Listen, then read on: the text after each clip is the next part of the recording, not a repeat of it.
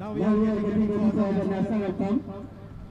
So I would like to request taking position in their place.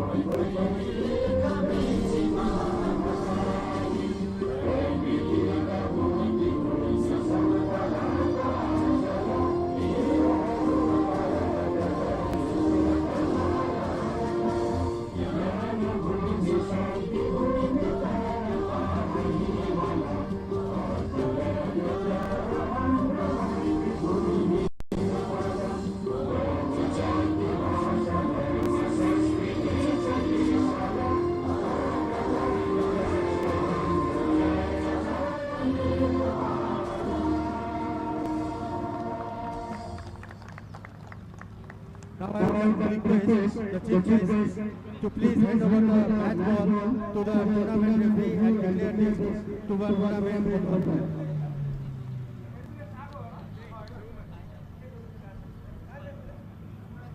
Please.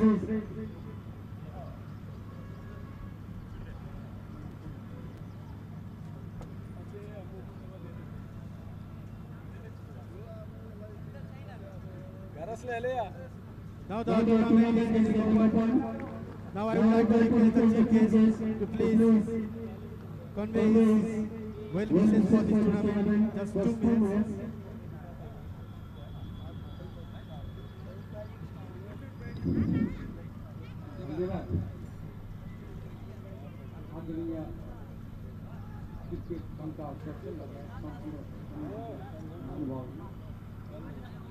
वास्तवमा सबभन्दा पहिला म क्रिकेट सङ्घका सम्पूर्ण फुलफुल्दै जिल्ला क्रिकेट सङ्घका सबै सम्पूर्ण धन्यवाद दिन चाहन्छु।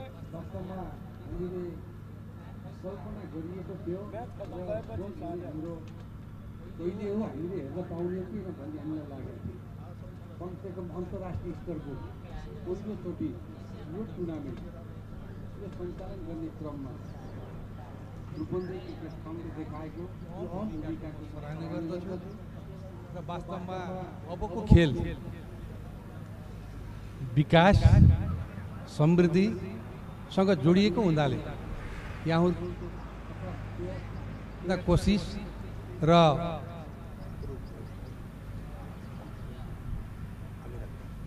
अमीर अख्तरज्यूलाई पनि मैले विशेष धन्यवाद दिन चाहन्छु। उहाँको ठुलो भूमिका छ भन्ने कुरा लागेको छ। मैले उहाँलाई विशेष सम्मान गर्न चाहन्छु, आदर गर्न चाहन्छु। यस्ता व्यक्तित्वहरू वास्तवमा हाम्रा गहना हुन् जसको ठुलो भूमिका हुन्छ। कुनै ठाउँमा नरहेर पनि मान्छेले काम गर्छ भन्ने प्रमाण हो। मान्छेभित्र जागरण भयो भने यस्तो हुन्छ। त्यसले गर्दा म धेरै लामो कुरा नगरिकन यो खेलको कुरा भएको हुनाले फेरि पनि सिद्धार्थ नगरपालिकाले मेयर कपदेखि उपमेयर कपदेखि लिएर सम्पूर्ण खेल खेलाउने कुरामा हामी अगाडि बढेका छौँ र आज मात्रै साँझ तपाईँको 28 वर्षसम्म लामो इतिहास बोकेको माछापुच्छ्रे क्लबको आज समापन हुँदैछ। त्यसमा पनि नगरपालिकाको लगानी छ। तमाम क्षेत्रमा हामीले गरिरहेछौँ तर जति लगानी गर्नुपर्ने त्यति पर्याप्त हुन सकेका छैन र म यहाँलाई के विश्वास दिलाउँछु भने हिजोसम्म धेरै मान्छेको मुखमा के थियो भन्दा यो रङ्गशाला हाम्रो हातबाट खोसियो, अब हाम्रो भएन, अब यो फुटबल ग्राउन्ड पनि भएन, एथलेटिक्स भएन भनेर जुनले भन्नुहुन्थ्यो उहाँहरूलाई मैले के भन्न अनुरोध गर्छु भने त्यसको जिम्मेवारी सिद्धार्थ नगरपालिकाको मेयर प्रमुखले बोकेको छ र ग्राउन्ड लगभग बाउन्ड्री वाल लगाएर सबै भइसकेको छ। मलाई लाग्छ 2 वर्षभित्र 2 वर्षभित्र हामी जस्तो मान्छे आयो भने यो स्थानीय सरकार धेरै पनि लाग्दैन, 2 वर्षभित्र अन्तर्राष्ट्रिय स्तरको चाहिने टुर्नामेन्ट सञ्चालन गर्न सक्ने गरी त्यहाँ फिल्ड बन्छ। यिनै कुराहरू राख्दा धेरै कुरा नगरिकन फेरि पनि म यहाँ सम्पूर्ण आदरणीय व्यक्तित्वहरू हुन्छ क्रिकेटका केन्द्रीय सदस्यदेखि सम्पूर्ण विभिन्न हुनुहुन्छ, उहाँहरूलाई सबैलाई धन्यवाद दिँदै धेरै लामो कुरा गरिन। हवस्, धन्यवाद, नमस्कार।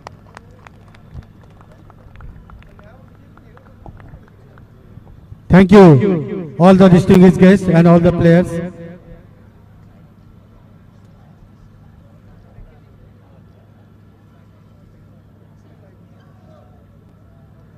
Very good morning and a very warm welcome to day number 1 of the Fancy Akhada Pro.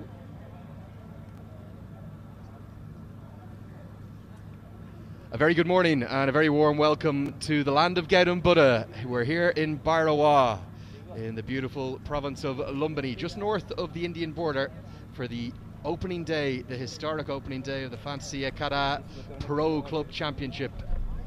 And you can see the teams just walking out. It's game number 1. It's the Malaysia 11 against the Cricket Association of Rupahandi 11, which is the home side here. They've lost the toss. In fact, we'll find out about the toss in a moment, won't we? But Andrew Leonard has joined you, and I'm delighted to be down here.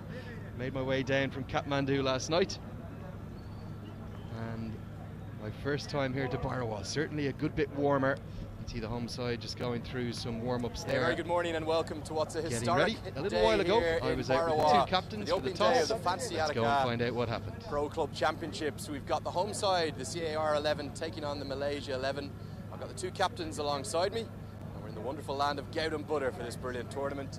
I've got Krishna Karki from the CAR 11 alongside Ahmed Faiz, Satyajit Sarkar, who is the match referee. You're the home captain. Krishna, would you mind giving the coin a toss? It's going to be passed over to you here by the match referee. Okay, Krishna's going to give it a toss. What are you going to do? Coming to me, Ahmed. You're going to bat first, and why is that? Due to wicket, we think that the wicket are getting lower and lower at the second inning, so I think this is fresh wicket for us, and we wanted to get the most opportunity that we can get, even though the momentum that we had before previous tournament, we batted well, so we wanted to continue over here. Quite the journey you had yesterday coming from Kathmandu down here to Bhairawa. Looking forward to this tournament? Yes, of course, as far as we're concerned that we come here to play cricket, and of course to deliver what we have and to focus on what we can do, and of course the objective is always the same. We wanted to win every game. Finally, just very briefly, some team news from you. We have what we call balanced teams. Even the players we have right now, Randip is opening for us, and as well with the Zubaidi, we have a youngsters Vijay as well. So I think for today's match, we still have what we had in Kathmandu. So we wanted to continue with that. Ahmed, very best of luck today. Thank you. It's Ahmed Faiz, the captain of the Malaysia 11. Come just a bit closer to me. You've lost the toss. Are you happy enough to have a bowl? Yeah, we have already planned to bowl first. Okay, tell me about this tournament, its importance to you and the home side particularly. Yeah, of course, this is a very important tournament for us also, and the main thing is like, just the exciting thing was this tournament is going to held in this stadium, so we're very excited. Okay, and how do you fancy your chances today against the Malaysia 11? Of course, they're a good team, but like we have also the potential. The boys like in our squad is like we have a lot of experience. Okay, very best of luck today, Krishna. So that's Krishna Karki, the captain of the home side. They have lost the toss. Malaysia 11, they've won the toss, and they're going to have a bat first. Yeah, no real surprise to see Malaysia 11 win the toss and choose to bat first. You could just see there as the umpires are getting the bails set. It's a very, very flat wicket. And it looks like that could be the order of the day. Bat first, get some runs on the board, and hopefully get off to a winning start in what is this first ever Fancy Akhada Pro Club Championship. 8 teams are here from 4 different countries, 4 from the home side. Those sides, one of which is in action today, the home team. That's the Cricket Association of Rupahandi 11 playing against the Malaysia 11. But then the 3 other home sides, the Nepal Police Club, the Armed Police Force, and then the Nepal Army side. We'll see quite a lot of the national team players actually in action as well. And then joining those 4 home teams, we've got obviously the guests from Malaysia today. That's the Malaysian 11. 2 teams from India and 1 from Bangladesh. Uttar Pradesh 11 and the Push Sports Club Delhi from India, and they are joined by the Talent Hunt CA team from Dhaka in Bangladesh. And just ripples of applause ring out as we're ready to go. Historic moments, historic scenes. First time, and this is quite simply the biggest ever tournament to come here to Bhairawa.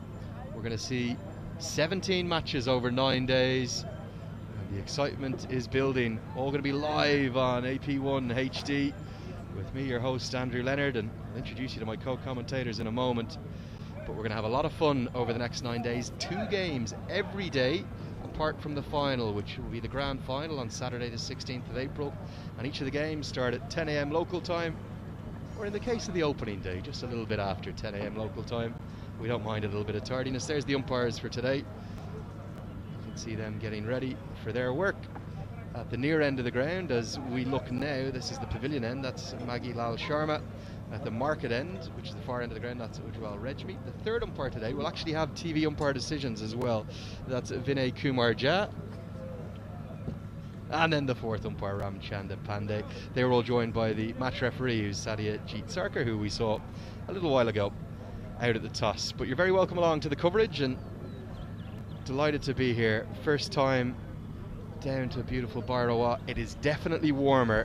The thermometer in front of me says about 30 degrees centigrade, but welcome along to the coverage. Going to be looking forward to every ball of the action.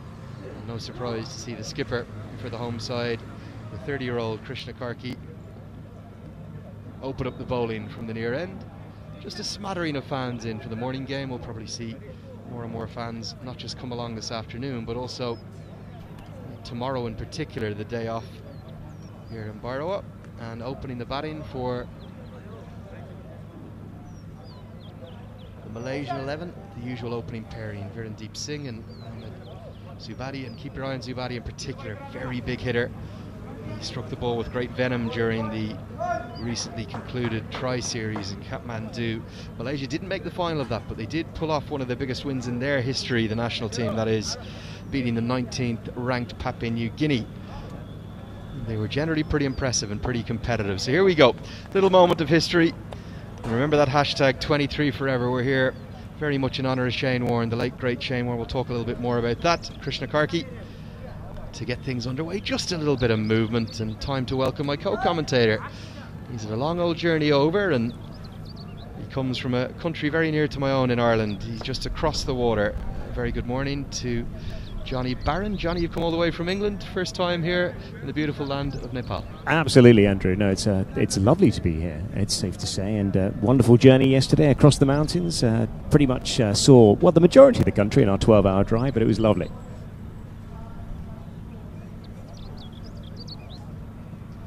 Yeah, fantastic to have you with us, and we're going to see the first runs. There's that iconic image of Shane Warne in the background. What a huge loss to the game just over a month ago. Lost probably not just the greatest bowler, in my opinion, to ever play the game, but a man who transcended the sport. And all the way here to Nepal, they've decided to play this club championship, the fancy Akhada Pro Club Championship, in his honour. And it's a beautiful way to get things underway. Those lovely thoughts of Shane Warne. For Krishna Karki, on home soil, a proud moment for him, Johnny, leading his home 11 at this beautiful and rapidly developing ground. Yes, it's quite a moment, and it's great to see the growth, really, of the club game. Taking I think the main ambition of this tournament was to take the game outside of Kathmandu, develop the game in the regions, and to come here is very special, and what an opportunity for some of these players.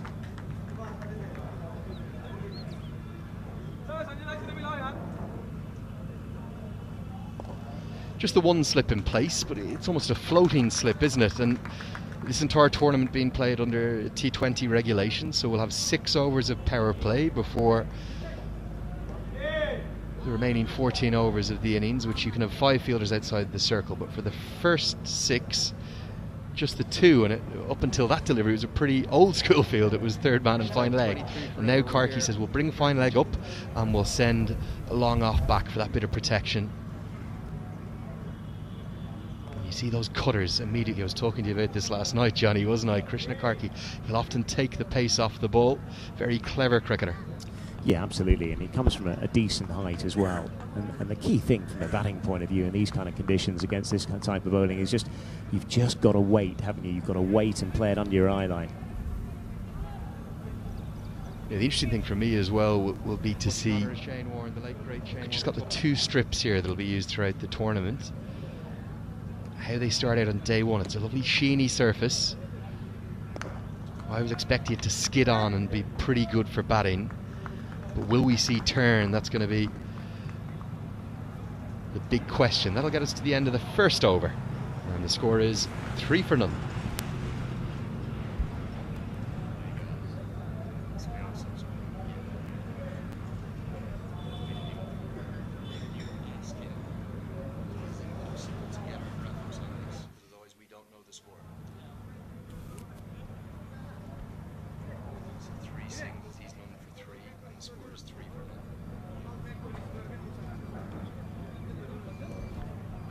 There's the beautiful scene at this rapidly developing ground here in Bairoa.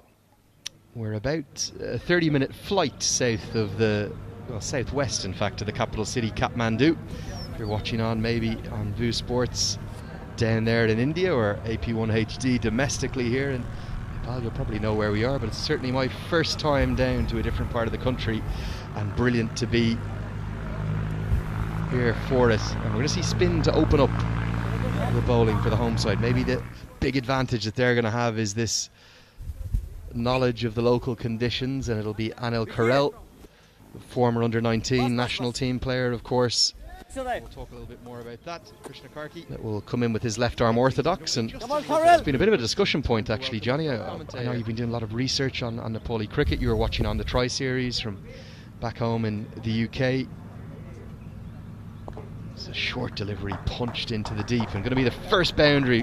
Real loosener, wasn't it, Johnny? And that's not the way any spinner wants to start. Halfway down the track, dispatched with ease, and well, the first boundary of the competition.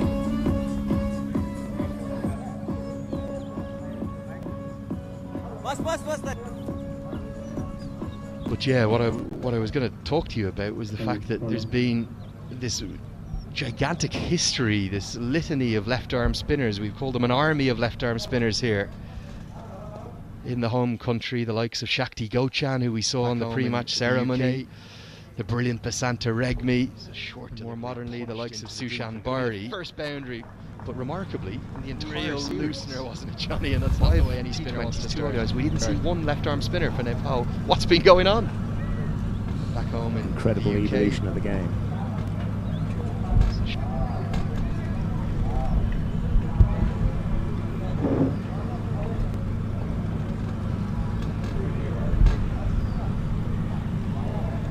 And that is going to be the first wicket, would you believe, in the most unfortunate of circumstances. And even Zubaidi can't believe it, because it was another poor delivery, a real drag down. It's just skidded on. I think Zubaidi's looked to smash this into the leg side. I reckon this hasn't maybe just come off his pad. It might have come off the underside of his thigh guard and then deflected, ricocheted onto the stump. Zubaidi can't believe it, but the home side of their first in very fortuitous circumstance. Yes, indeed, and it's well, real disappointment that, it has to be said. And it's a horrible drag down, complete mistiming, and well, first wicket of the piece. So Zubaidi is dismissed for just one, and the score in the second over is 8 for 1.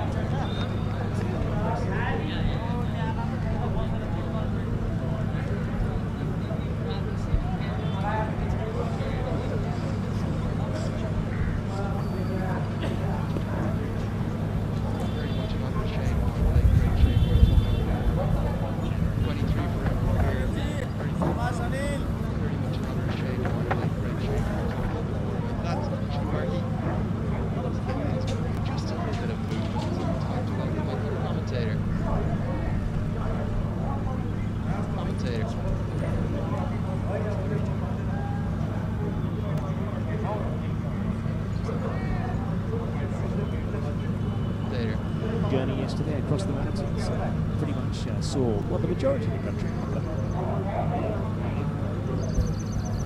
Ahmed Faiz, the Malaysian 11 captain, to the crease at number 3 as he so often bats there for the national side.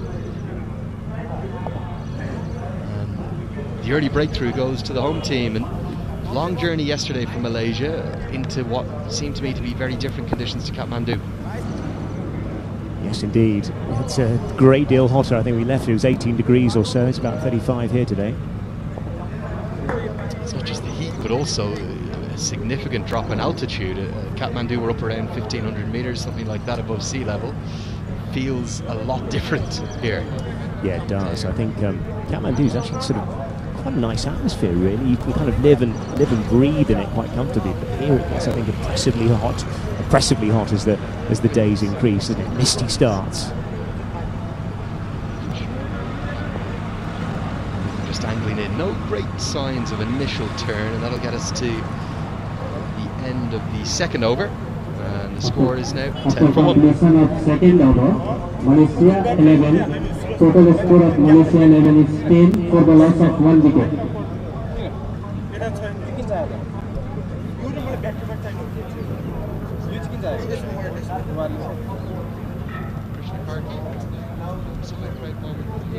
After completion of second over, the total score of Malaysia 11 is 10 for the loss of 1 wicket.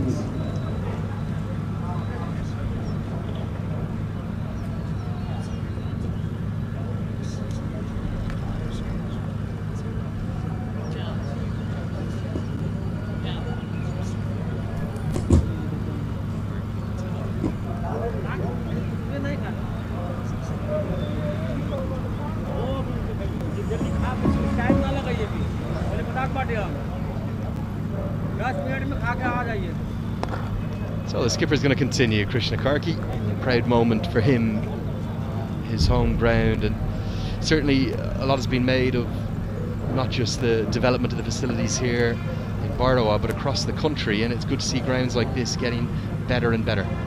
Well, absolutely. I think a lot of the infrastructure has been developed for this moment, and the ground's looking in just the very one good slip condition. in place, but it's almost a floating slip, isn't it? And this entire beautifully bowled right into the block hole, and no contact from Virendeep Singh. Singh, who probably the classiest, most elegant batter in the Malaysian side.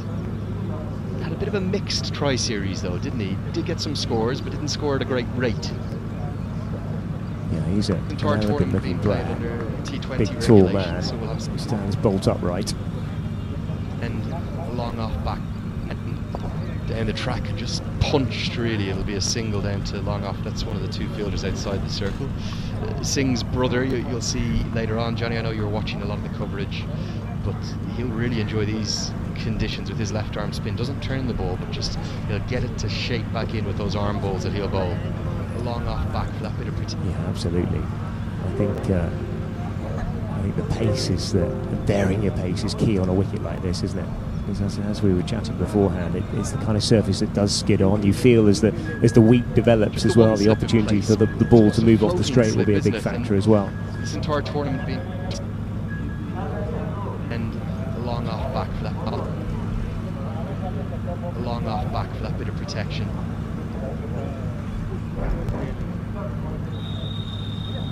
You see those cutters meeting. He was talking about this last night, Johnny, wasn't I? Krishna Karki will often take the pace off the ball. Ahmed Faiz also. Clever cricketer. Pretty mixed tournament, some good scores, and then a few slow ones within that innings. Oh, and that's a beautifully bowled. It doesn't get much better than that for Krishna Karki. His trademark celebration, the salute comes out, and one skipper has just missed the other. It's a super bit of bowling, isn't it? Right up to the block hole, looking to try and force it down the ground. He's ended up just walking over it, really yorking himself in the end. But this is the perfect start for the home side. You have to say, taking 2 wickets in the first 3 overs and having lost the toss, they'll be delighted with the position they find themselves in. So Faiz has been cleaned up, hasn't he? Let's have a look at this replay.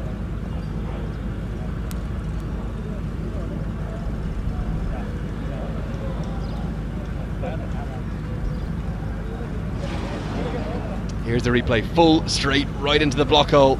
It's deceived Ahmed Faiz all ends up on its middle stump, pegged back. No better sight for a bowler. Faiz is gone for one. And Malaysia 11, they're in real early trouble. They're 11 for 2.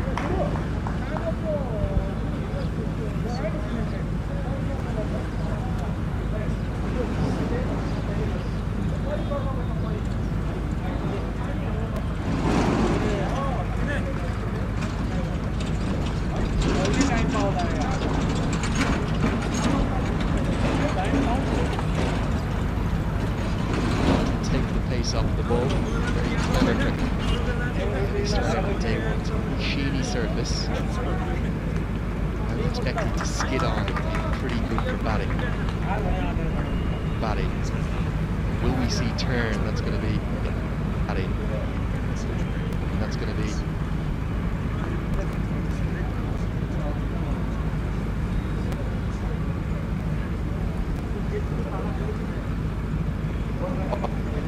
Side Aziz to the crease. Number 4, the stylish, elegant left-hander, and Karki so often bowls these cutters and variations. That time he bends his back and gets it through with a good bit of carry through to the keeper. That's a good sign for some of the other pace bowlers. We'll see Durgesh Gupta in particular later on today. That left arm quick, just one to keep your eye on. Side Aziz strikes nicely in T20, doesn't he? At around about 135.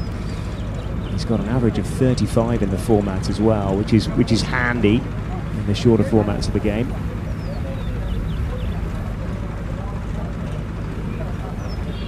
Yeah, for me, he was probably the pick of the Malaysian batters in the recently concluded Tri-Series. Beautifully bowled. The start this is for the home skipper. He's just got it on a string, obviously knows the home conditions well. And that's going to get us to the end of the 3rd over. It's 11 for 2. At the end of third over, Malaysia 11 are 11 wickets.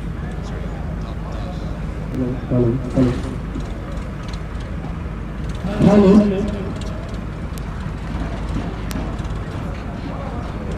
Back home in the UK. At the end of 3 overs, Malaysia 11 runs for 2 wickets. Punched into the deep. Going to be the first boundary. Left arm spin will continue. Loosener, wasn't it, Johnny? And that's not Corell. What a start it's been for the home side. A lot of talk about who was maybe the favourite teams coming into this tournament. That is going to be the first wicket, would you believe, in the Malaysian sides will shape up against the local teams. Right now, it's been all Nepal. Yes, and I have to say, Krishna Karki looked very, very confident, didn't he? This morning over breakfast, we were having a little chat about conditions and his opportunity today, and he just felt like he knows these conditions well. I have to say, he's bowled superbly thus far, hasn't he? He really has. A master of control. It's going to be the first wicket, would you believe, in the most unfortunate of circumstances. Would be favourites against him, didn't he? Wasn't happy with that. Wasn't at all. That is going to be turn on offer. Oh, there. That's a very interesting sign. In just the 4th over of the game, generally in the first over that Corell bowled, it skidded on. Bite this time, real bite. Yeah, it's jumped as well. That is going to be the. It's not even back of the length, really. It's getting very big. Comes the switch hit attempt from Randeep Singh, poorly executed. The reason he's trying that shot though, Johnny, all 5 fielders in the offside up in the circle. Yeah, absolutely. If you can get it away, you get terrific value once you've beaten the inner ring. One big thing to keep your eye on though today, probably not just today, I think it's actually a prevailing wind I'm going to talk about here. As you look at your screen here, it's blowing heavily across the ground, and that's from left to right. So as you're hitting into the leg side, you will get assistance from that wind. A long off back for that. Absolutely. It's not a terrific carry by international standards either here, is it? It's a decent hit. It's not too far.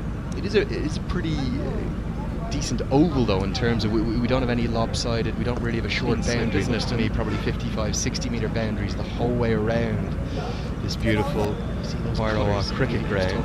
The reason the left arm spinner is bowling from this end is that it's assisting his drift.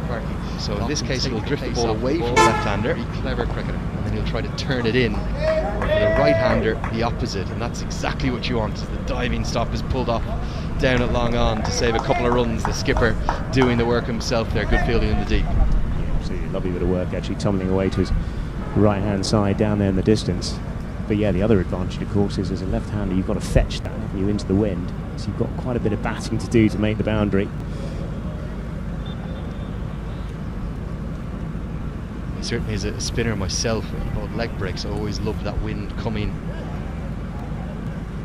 in the direction it's coming here, because you can see it there. Well, this is signalled as wide. I just wondered if there had been a little bit of contact with the stomach, but umpire disagrees. Wide given, the first of the day, first of the tournament. Bounce as well, from a length as well. That's the area you want to persevere with. Back live, and first signs of aggression, a big hit into the deep, and oh dear, not a great piece of fielding, that one, and it's a big mistake in the deep. Basir Ahmed, who's given away a boundary that should have been stopped, should have been a single, instead it's 4 runs to the total. Yeah, it's one of those in the deep, isn't it, where you're waiting for the spin off the turf, and you've got to be wise to it. Often experience, that one, isn't it? Just a slight lack of it.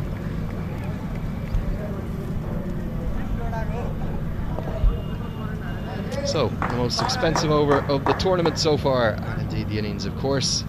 It's day 1 of the Fancy Akhada Pro Club Championship, the Malaysia XI. At the end of the 4th over, they've moved to 20 for 2.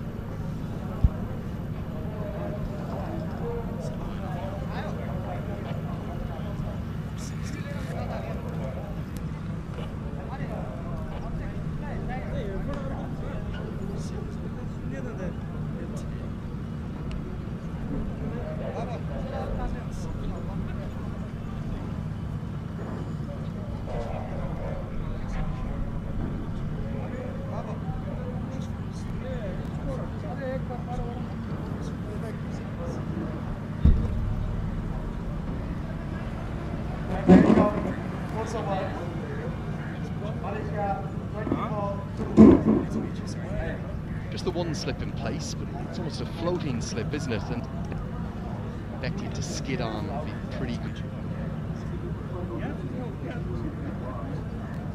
Krishna Karki, so a proud moment for him, Johnny leading his.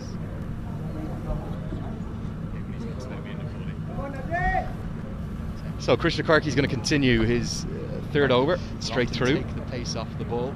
Very slower ball, and it's been pulverised down the ground. That's a really good stroke. He was the pick of the batters for the Malaysian national side in the Tri-Series last week. Now for the Malaysia XI, Syed Aziz, who's starting to stand up. It was right into the slot and rightly punished. Well, he's picked it up beautifully, hasn't he? It really was a stand and deliver blow. Just a couple of bounces just below us as it rattled into the fence here. And that is a nice bit of batting. He got the length he wanted, that was the key.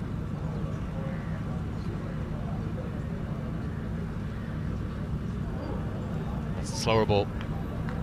Almost the trademark Krishna Karki change-up. 30 years of age now. He's been a very consistent performer in the Everest Premier League in particular, but this is his go-to. Often will bowl at the death, just rolling his fingers over it. And he's done Syed Aziz, all ends up. Very clever cricketer. A lovely bit of bowling. They started at day 1. Using that vast amount of experience. Just taking a little pace off the ball. I was expecting to skid his on. ability to work the seam is superb, isn't it? It really is. These little cutters, just rolling those fingers. It's more and more rare you see in modern T20 cricket a bowler bowl 3 overs straight through in the power play. Big appeal. I think there's bat involved here, so going to be given not out. Good decision, and just as well. Deep Singh was quick off the mark because there's a direct hit. Wow, given his leg buys. I heard 2 noises, Johnny. This could have been close. Well, it looked very tight, I have to say, and it was a very confident appeal. I guess the suggestion must have been that it must have been drifting down, but looking at this on replay, oh yes, that's a good decision actually, isn't it? 'Cause he's probably about 3 inches outside. Brilliant decision. I've got to give great credit there. I heard 2 noises, but it may have been pad pretty good that we heard. Very difficult job in the umpiring, and Lal Sharma, with all his experience, former cricketer himself of course, has got that one spot on.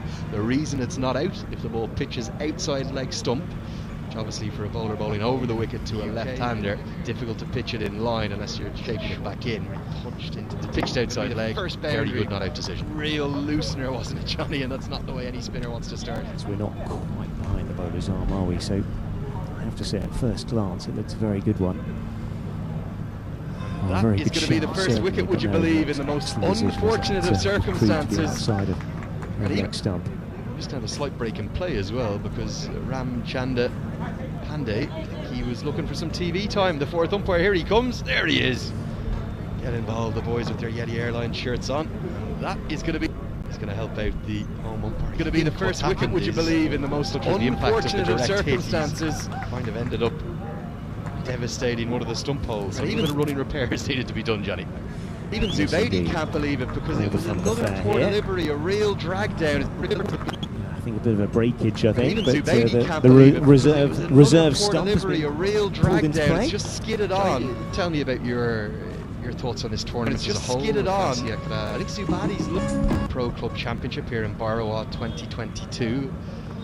Take a look maybe at the wickets as well in the background, but 18, believe it, because it was 4 domestic, 4 overseas. Poor delivery, a real drag down. It's just skidded on. Base in the fully domestic cricket. Yeah, I think it's a fantastic idea. Actually, chatting to a lot of people in the build-up to this event, one of the things that have been talked about is that, let's have a look again. Oh yes, lovely. Just looking at that replay once again. It's a lovely bit of bowling, isn't it? But I think, yeah, one of the things that's been talked about in the build-up to this event is trying to sort of reconnect and regrow the club game, because of course that is one of the better aspects, or one of your great opportunities here to develop the game is keep the club game as prominent as you possibly can. I think there's lots of work from an ICC level, at a pathway level, but the club game and getting communities and associations involved in it is really the heartbeat of the game, isn't it? And the heartbeat of the game, if you like. And if you look at England, for example, there's a very strong club and village infrastructure which feeds into the county centre. Unfortunate of circumstances. This is a wise decision. It just means that you spread your opportunity of that player pool, which will only benefit the national side in the long term. Yeah, not just that, but then you add into the mix this fantastic AP1 HD broadcast. It's not just going here in Nepal, but also down south of the border, literally a matter of miles down to India. It's live on VU Sports. And the early break gives to the home players a sense of what it's going to be like to step up a level. A lot of the players here from the home sides, maybe half a dozen or so of them would have played in the Everest Premier League. It would have been a taste of televised cricket. We will have some national team representation. So the skipper's going to continue for the Nepal Police Club, the Nepal Army and the Armed Police Force sides. But then for the sides coming in, India obviously such a huge cricketing nation. This is maybe, for some of the players from the Indian and the Bangladeshi team, might be their biggest stage of all time. Oh, absolutely. I mean, we know that from the Indian players who are in the side, a lot of them play at an academy level. They're the young stars of the future, and an opportunity to play at this kind of standard with this kind of level of coverage as well. If you put a score on the board, or if you take some dramatic wickets, the clips are going to be up on social media. People start to talk about you, and cricket spreads like wildfire. And you can see actually there's a sort of similar setup, the European Cricket League over in Europe, and that's a club competition. And it's amazing how far some of the players, and that's a step down from this level, but it's amazing how some of the players have gone. Have become household names, if you like, of performances in that tournament. Yeah, all it takes is one big day out to announce your name, yourself there, good field of the world. And that's the brilliant thing about social media. It tends to be that if you get a good clip, get a big six, or some kind of reverse hit, or a helicopter shot. Because we're back live now, the running repairs are being completed, and Karki continues with these very adept slower balls. Yeah, I mean, if you look at the way where Nepal have come from since 2007, they sit at 13 in the overall international rankings. That's a fraction away from the big show, isn't it? Bit of breaking news for you, in fact, Johnny. They've gone up to 12. 12, amazing. Because of their there you go. Series, yeah. That's fantastic. They've gone past the UAE. Such was the disappointment, though. They didn't get to qualify their good fielding in the T20 World Cup. Right-hand side. You had a good watch of almost all the games. But yeah, the other advantage, of course, is as a left-hander. Impressed with the national side, 5 from 5. It wasn't just the wins; it was probably the way they went about them that was most impressive. Yeah, I think to be honest, I think that there were so many things that I found watching back from the UK that were so enthralling about it. And, one of the things was the atmosphere, and seeing the crowds turn up, 12,500 on that in the final. in the final, when literally with 48 hours notice, give or take, to sell those tickets. Incredible. But I thought the standard was superb, and these kind of events, these tri-series, which are outside of the ICC umbrella, such a big opportunity for these sides. That's why such credit needs to go to the Cricket Association of Nepal for organising those. So that'll close out the fifth over, the third of the skipper Karki. 6 runs coming from it. One of those along by the signs of aggression. 26 for 2. And first signs of aggression. Well, that's the area you want.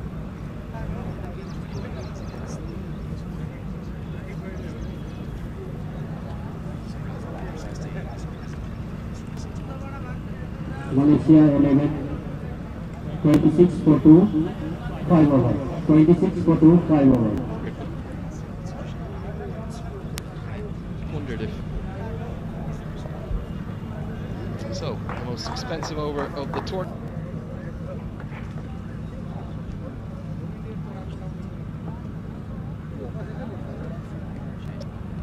So, the most expensive over of the tournament so far. Indeed, the innings, of course. It's day one of the Fancy Akhada Pro Club Championship, the Malaysia XI. It's, of course,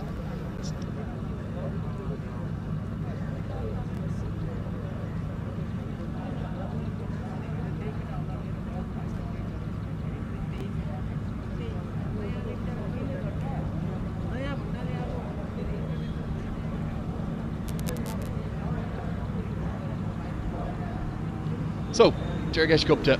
This is one of the things I'm most looking forward to, not just in this morning's match, but the whole tournament. This is a young man with real talent who announced himself onto the stage from literally nowhere at the 2021 Everest Premier League. He bowled with real fire and pace and aggression, picking up 3 wickets for the Bhairawa Gladiators. Pupadu Dasanayak, who at that point was the head coach, not of the national team, but just of the Bhairawa Gladiators, said, "I've unearthed another gem. Wait till you see this left armour." And if you see the pace and aggression with which he bowls with, certainly a young man with a big future. Here he comes. Starts nicely. He does get that shape as well, but he hasn't been used with the new ball. The misfield will allow a single. Why do you think they chose to open with spin, Johnny? Well, I mean, it's often the way you find if you can burgle a few overs early on with the pace off the ball, then I guess it gives you an indication, and you put the opposing side on under a great deal of pressure, don't you? And it allows you a little bit more sort of discipline and leverage when you've got the field out, sort of after the power play overs. Generally open the bowling in the Everest Premier League, young Durgesh Gupta. Shapes that one down the leg side and be given as a wide, but it was his initial appearance in the tournament, 3 for 16, including that maiden, picking up 3 big wickets. Sunil Damala, Bipin Rawal and Binod Bandari for a first ball duck. It was a spell that literally catapulted him into the interest of the national selectors, because there hasn't been many left-arm seamers. Obviously the sadness of Lalit Bandari with that motorcycle accident. Good to see him back training. Really nasty motorcycle accident, that one. But left-arm seamers are worth their weight in gold. This one does cut away, short and wide, and punished by the batter in form, Saeed Aziz. Yeah, it's a lovely shot, isn't it? Bit of width offered. He just stood tall and laced it through extra cover. Weighted as well, that was the key to that shot, but yeah, it's a lovely bit of timing.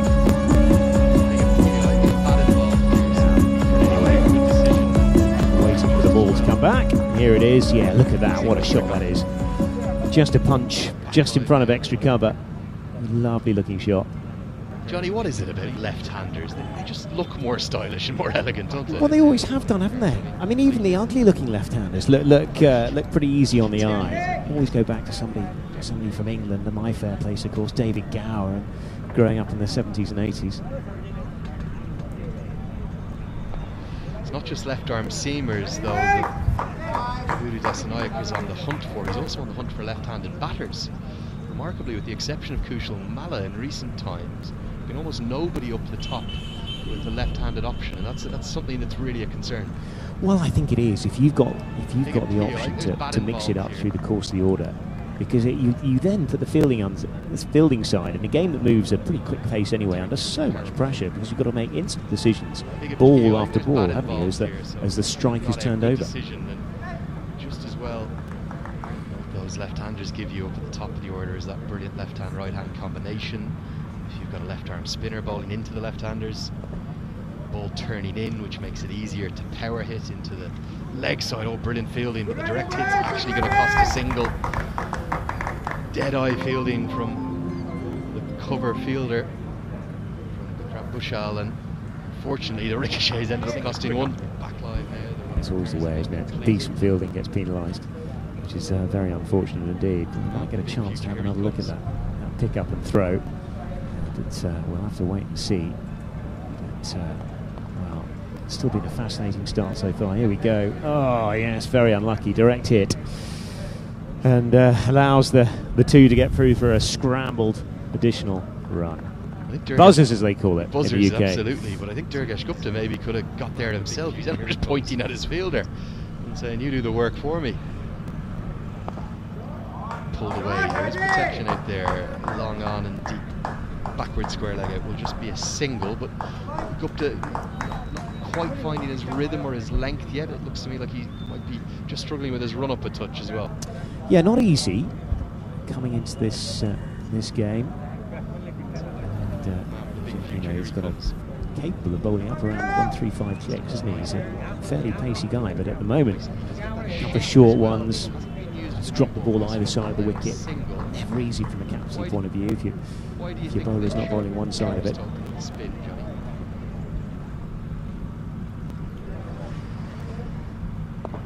Slower ball this time, right on the money, and a bit more like it from Gupta, and that will close out our sixth over. It's going to close out the power play as well. 8 runs from the over, score 34 for 2.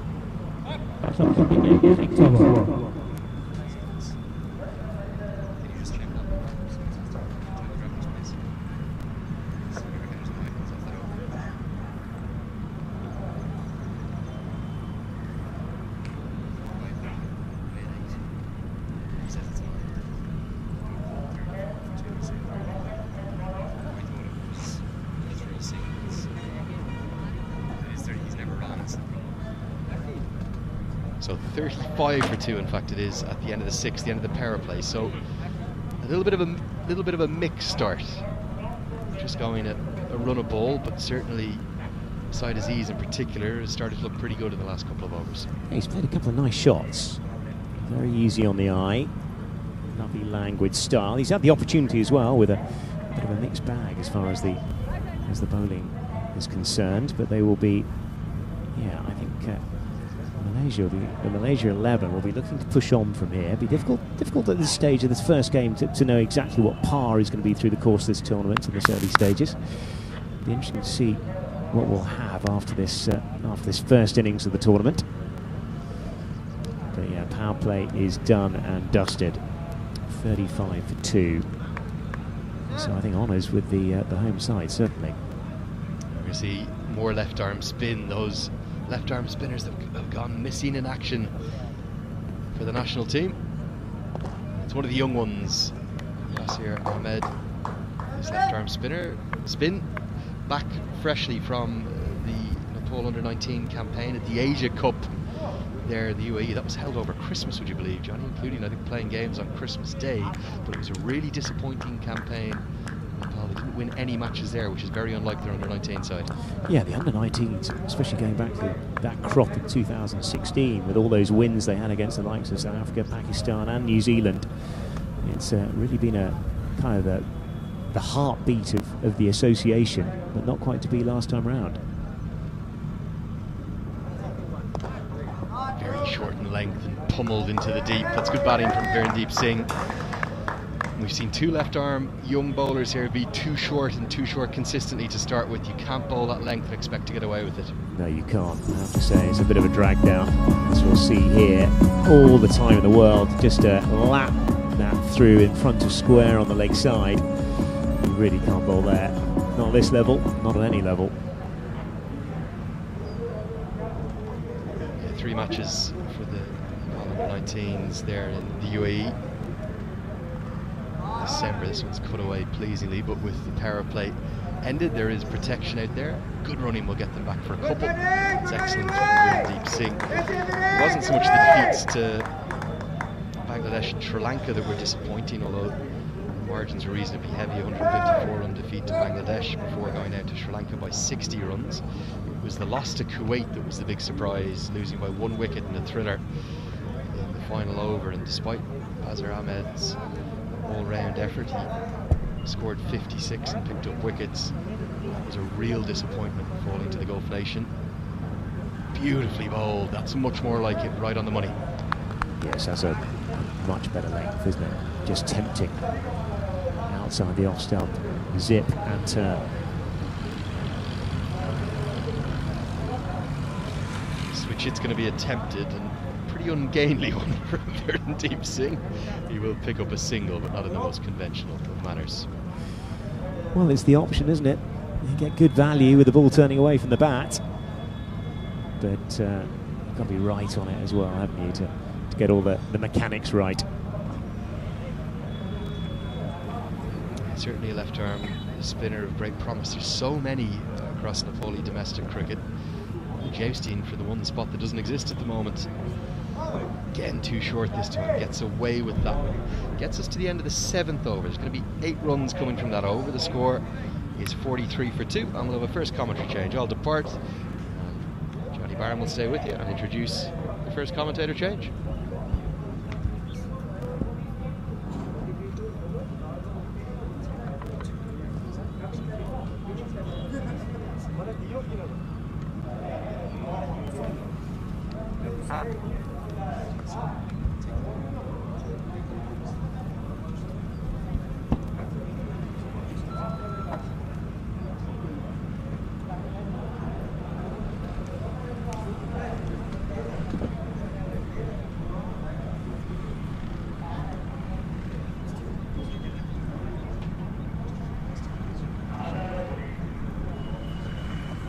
So, delighted to be joined by Paresh Lahani, former Nepal captain, alongside me, who's been enjoying proceedings thus far. Thank you very much, Johnny. Welcome to Nepal. You've been here for the first time. Yes, indeed, Paresh. It's been a wonderful introduction. Change of bowling, and it's a little bit of turn, and that'll run away down towards the boundary from the leg spinner, and that has gone for 4. A little bit of extravagant turn to kick off with from Sushant Singh Bappa, who's come into the from Vikram Kumal Bhusal, I should say. Yeah, it was a turn there. Very poor keeping attempt by the keeper there. Goes for a bye, 4 runs.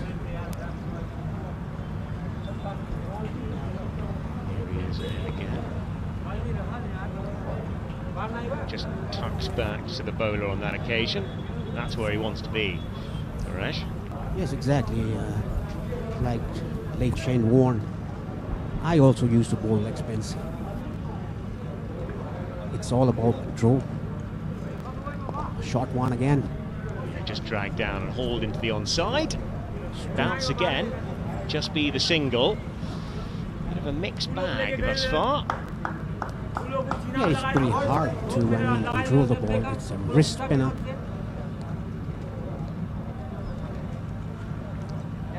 Like we have so many leg spinners nowadays in Nepal. Sandeep Lamichanus, who have played so many franchise cricket internationally.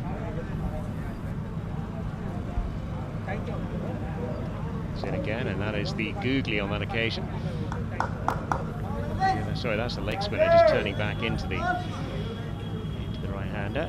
Get through for a little single. Another one added to the score, but what we have seen, Paresh, is a fair bit of turn thus far. Change of angle now. Yeah, they're getting turns, spinners. That was pretty short and wide. Oh, bad poor fielding by the fielder there. Yeah, a bit of a clumsy bit of work, isn't it? Outside on the rope, another boundary. And Bazir Ahmed, he'll be disappointed with that. And I must say it was a poor bowling, a half tracker. Virendeep Singh gave himself room and cut that. Yeah, a couple of boundaries off the over thus far. One sundries or extras from the first ball of it. No runs added from this over. There's a call for another bat. Possibly another change of gloves actually from Virendeep Singh. Bikram, who's had a bit of a mixed bag thus far.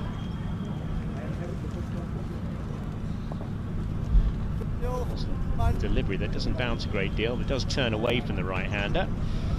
Yeah, it does. I think the pitch is a bit slow. Malaysia 11, total score 42. Is the 2 wickets 50 up after 8 overs. Malaysia 11, the end of the 7th over. 2 wickets after 8 overs. Sorry, at the end of the 8th over, I should say. 50 for 2.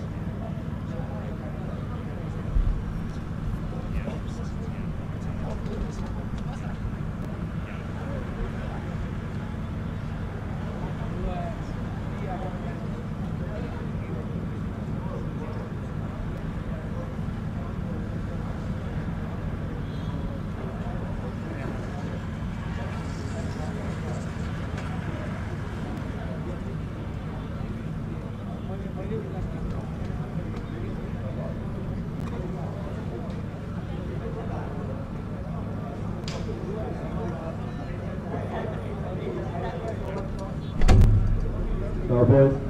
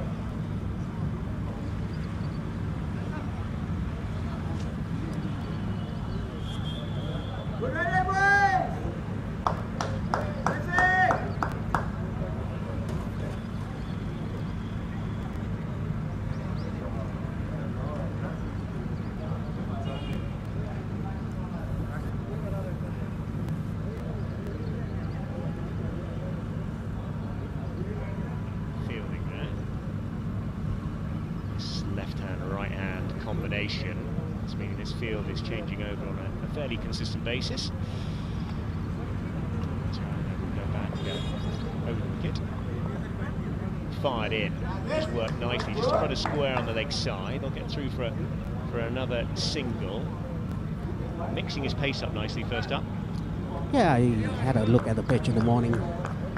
The bowlers should mix the pace, and the batters, they shouldn't go after the ball. They should wait for the ball and play it late, like what the batsman did. And again, and just waiting for it on the back foot. And didn't bounce a great deal. There's a bit of work coming round the wicket again. Okay, you're looking for the reverse. The reverse slog. Shout for LBW. Scamper through for another leg by. Interesting shot choice, Paresh. Yeah, I think it was predetermined by Virendeep Singh. Couldn't connect the ball. His body was moving around while he made the shot. That is why it didn't connect. He was not balanced. Side as he's been strike. His left armour.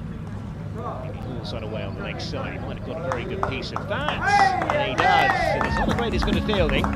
Aldo on the rope just behind square on the leg side. Another boundary. Disappointing. Bit of drag down. Yet another poor fielding by the home side. The bowler, it was a half tracker. He pulled it, he played it in the gap.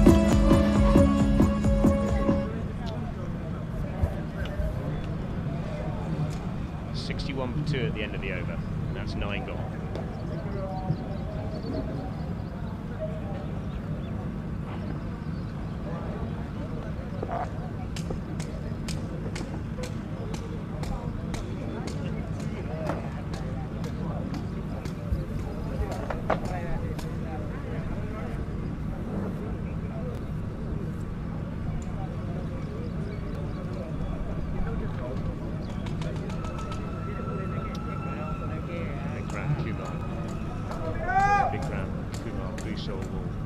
Continue his second over of the piece.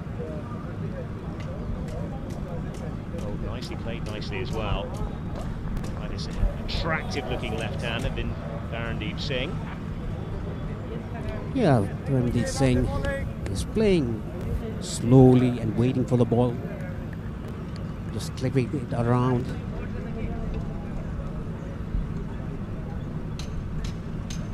It's a late cut on that occasion. Oh, it's another rough bit of fielding by Krishna Karka.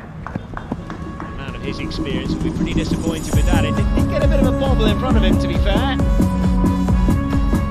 Yeah, I mean, the fielding has let the home team down at the moment. 3 or 4 misfields we've seen gone for the boundary. I don't think it's a surface of downfields, perhaps.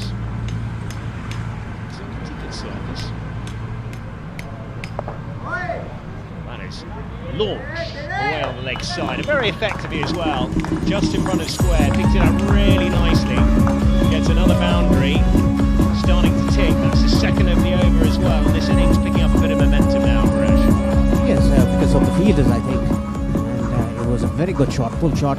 Again, dragged it down, short ball, a half tracker. He's not controlling the ball. Very inconsistent bowling. And big run for Bush will do now. And again, he looks to be very aggressive on this occasion. There's Barandeep Singh and hits down the ground very fluently. Gets another single. 9 off the over thus far. Yeah, it's going to be, I think, a very big over for Malaysia. Shahid Aziz is the left-hand arm strike. I think it'd be easier for him to play the leg spinner, the left-hander.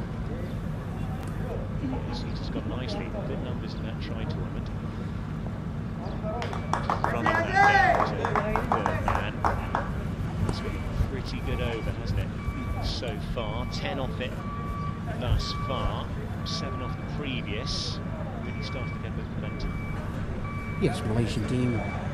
This partnership should go a bit longer, with around 7 or 8 runs per over. We might get to 150 or all. Cut majestically, just in front of square. They'll get through the single. Rightly fielded, 150 would be a much better score.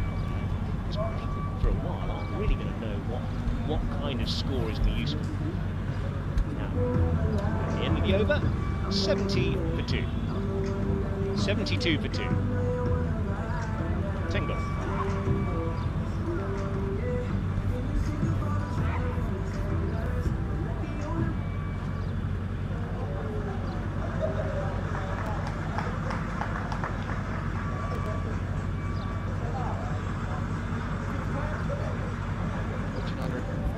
Shane Warren, the late great Shane Warren. We'll talk a little bit more about that. Krishna Karki to get things moving. Just a little bit of movement. Time to welcome my co-commentator.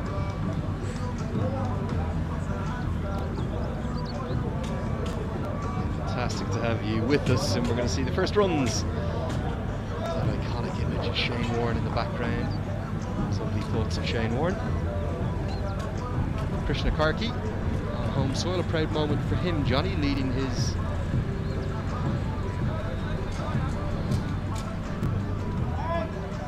just the one slip in place, but it's almost a floating slip, isn't it? And this tournament's actually, you see those cutters immediately. I was talking to you about this last night, Johnny, wasn't I? Krishna Karthi will often take the pace off the ball. Very clever cricketer. Starting out day one, it's a sheeny surface. Krishna Karthi tried to swing the ball. Pretty good for batting. He was shaping the ball away. Will we That's see why it became turn? a That's slip, going to be a floating slip. What a ball, the joker that he bowled. home in the UK. It's still a short delivery. It's a deadly delivery if you get it right. Often you see in the modern game actually people set themselves so deep, watching out for the Yorker, but it was perfectly delivered. Yeah, they even stay behind the stump and come forward and play.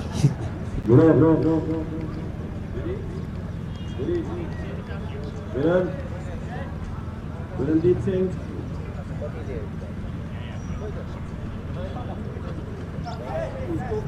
उसको उल्टा खेलो ना, देखो।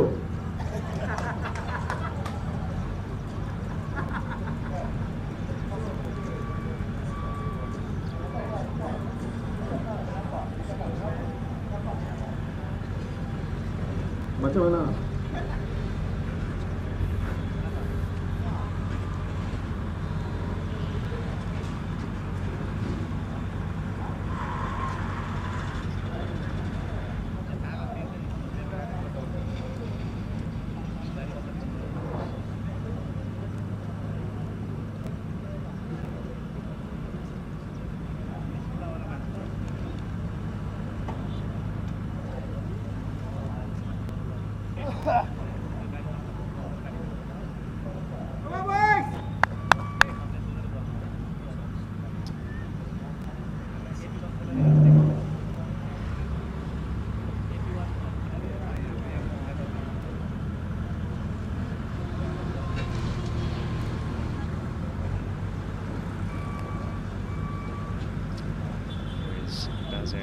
Ahead again, and just working that away on the leg side is the wonderfully talented, elegant left-hander Virendeep Singh, who's 39 off 36 now, batting well.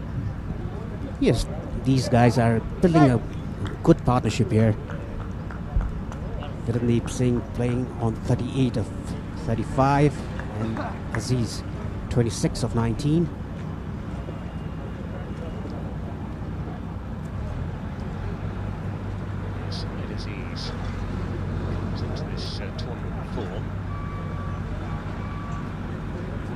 Stump. Just holding its line a touch. Yeah, I didn't think that Aziz wanted to play that shot. That is why he pulled out. Again, a bit of width offered, and again missed out. Yeah, this is pretty good bowling, good length, I must say.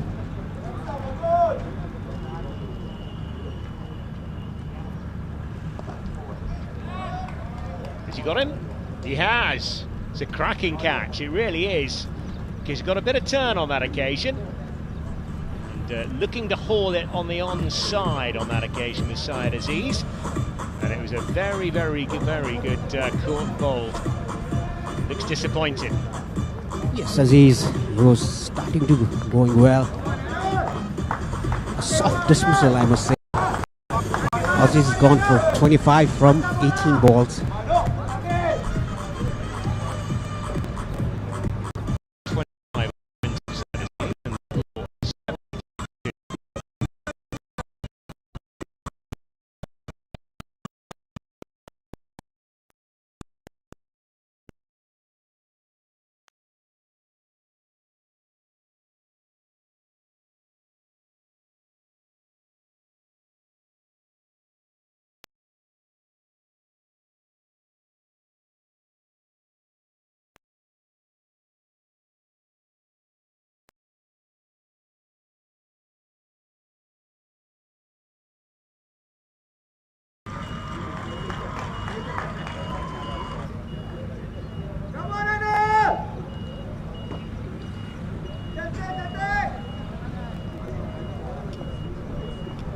Look at that catch. Beautifully done. Next man in is Ainul Hafiz, who's highly fancied, really talented young bat. Ooh, looking to play away on the leg side, and in the end actually it ends up at backward point.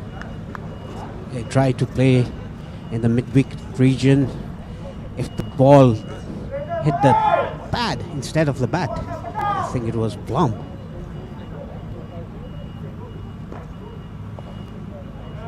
Wicket and just punch off the back foot only as far as cover. That'll be the end of the over.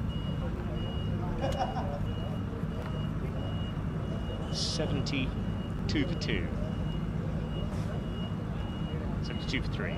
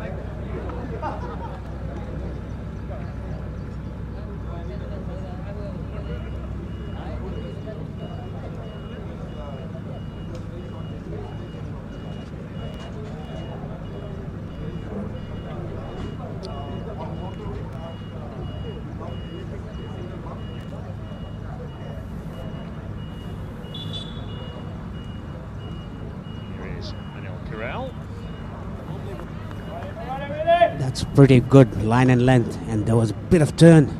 Very good bowling. Another left armour.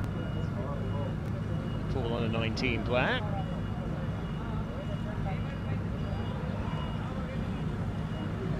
Nice change of pace. Yeah, a bit slower one, and optimistic appeal. The ball was going down the leg side. Good umpiring.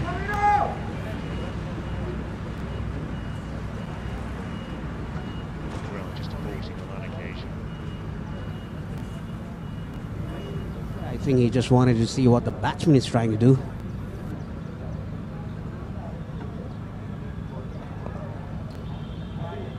Very well bowled. 3 dot balls. Now the pressure. I think the pressure is creeping up from Deep Singh.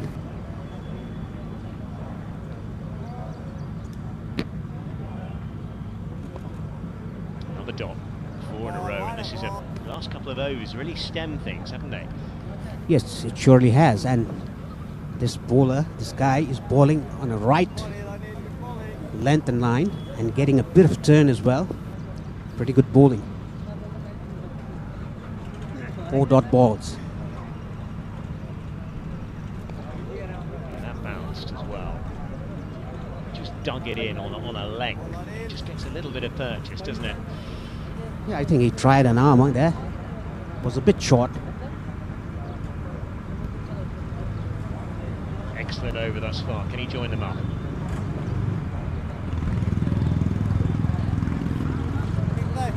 Well, well, well. The first maiden of this tournament. Now they got through for a quick single. 74 for 3.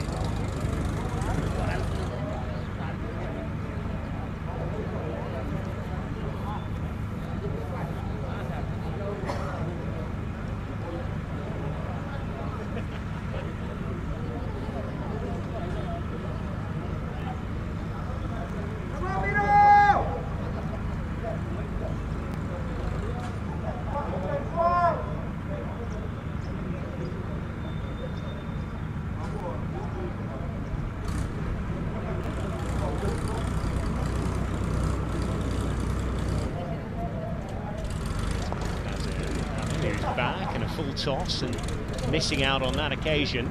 74 for 3 fresh. Where do you think we are in the game? Well, it's hard to say. Malaysian, they were getting a start. They were getting the momentum, but the wicket had slowed them down. dots are starting to mount up. Just a single in the last over. A couple of dots already.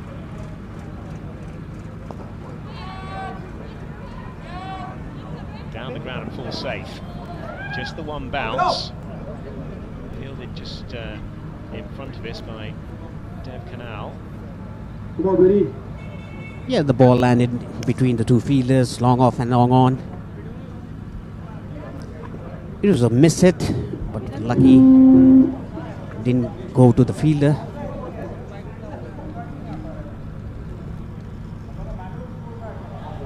Let's get the reverse out. Oh, and he's been given LBW. It's a nice bit of bowling, you have to say. Really is, Ravazir Hamid, because he's just bowled full of the length right up there, looking to be quite inventive as the batsman, but on this occasion has to go.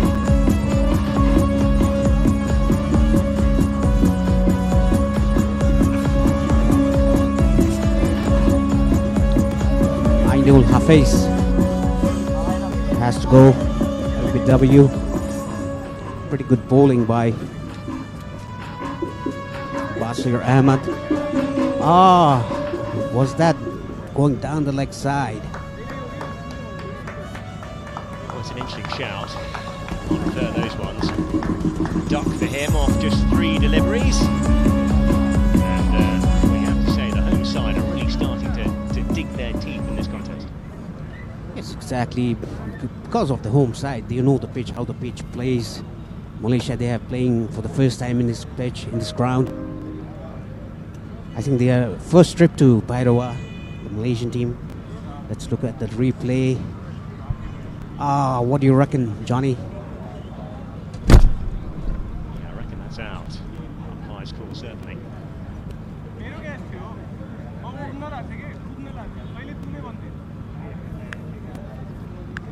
Next man in.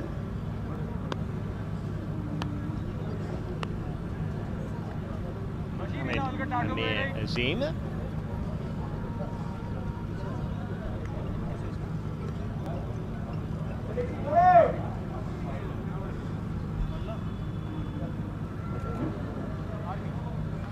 To lace it outside that off stump. Nice bit of bowling again. This has been an excellent over. Yes, this left armer, Basir Ahmad, is bowling very well.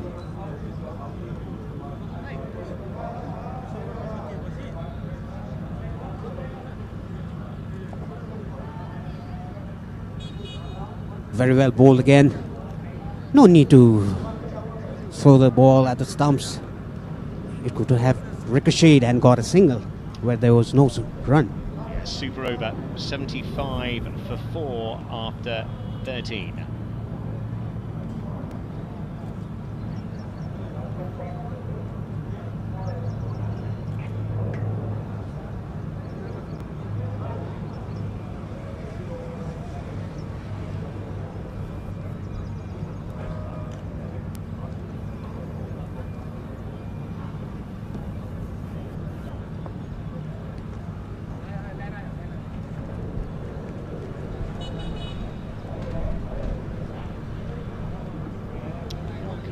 To continue.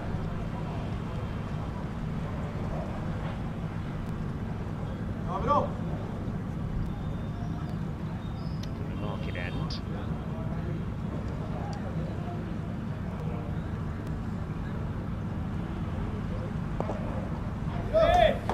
Punch down the ground, that'll be another nice single.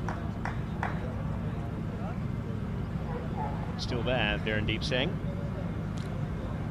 Yes, they are Virendeep Singh playing a steady innings, anchoring the innings, but losing wickets from the other side. Malaysia.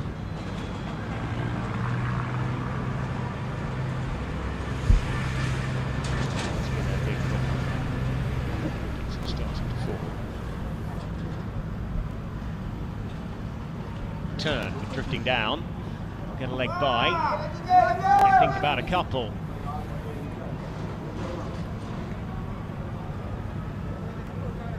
Yes, I think Anil Kharil is bowling very well. He's mixing the pace of the ball, darting in, slowing the ball down.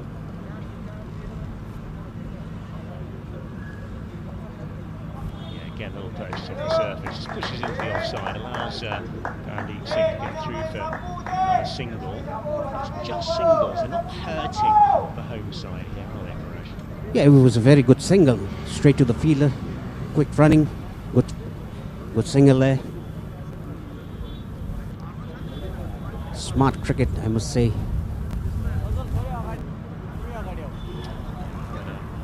Azim is the man on strike now, left armour. Fired into the leg side and pulled away on the leg side. They'll get just a single on that occasion. Yeah, he didn't connect it well. Straight to mid-wicket.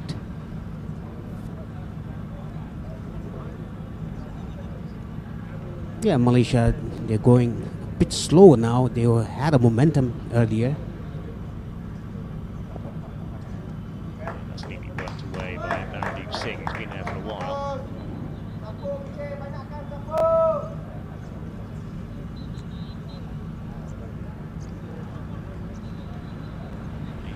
At this stage.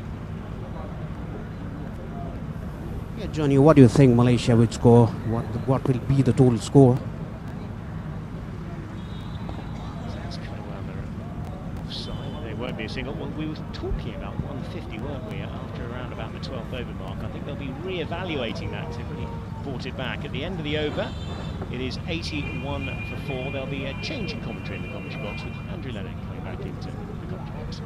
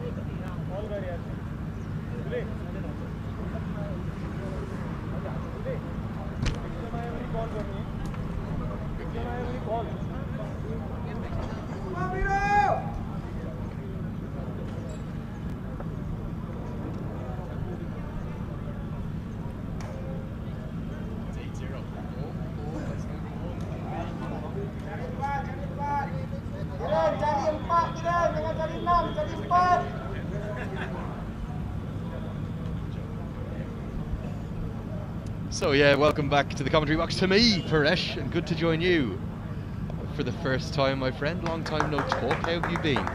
Yeah, I've been very good. That was, did you see that ball? A bit stopped on the batsman. More importantly, have you missed me, mate? Yes, exactly. I Good to have see you. missed you. Great to be back with Paresh Lahani. Andrew Leonard here with you on the opening day of the Fancy Akhada Pro Club Championship here in Bairawa, the beautiful land of Lumbini, the birthplace of Gautam Buddha, and somewhere, hopefully, it's not like we have a day off, but maybe we can get a little evening treat up there. Durgesh Gupta back into the attack, and look at that. That's why this young man's a very exciting one. It's the off-cutter. It has moved significantly off the pitch, and the perfect site for any fast bowler. The off-stump Paresh has been rocked back. Yeah, he's a very good find for Nepal. His rhythm is very good, run-up is very good, and he mixes the ball. Look at the replay here. Clean ball. Got the side of the top of the off stump. It's 81 for 5.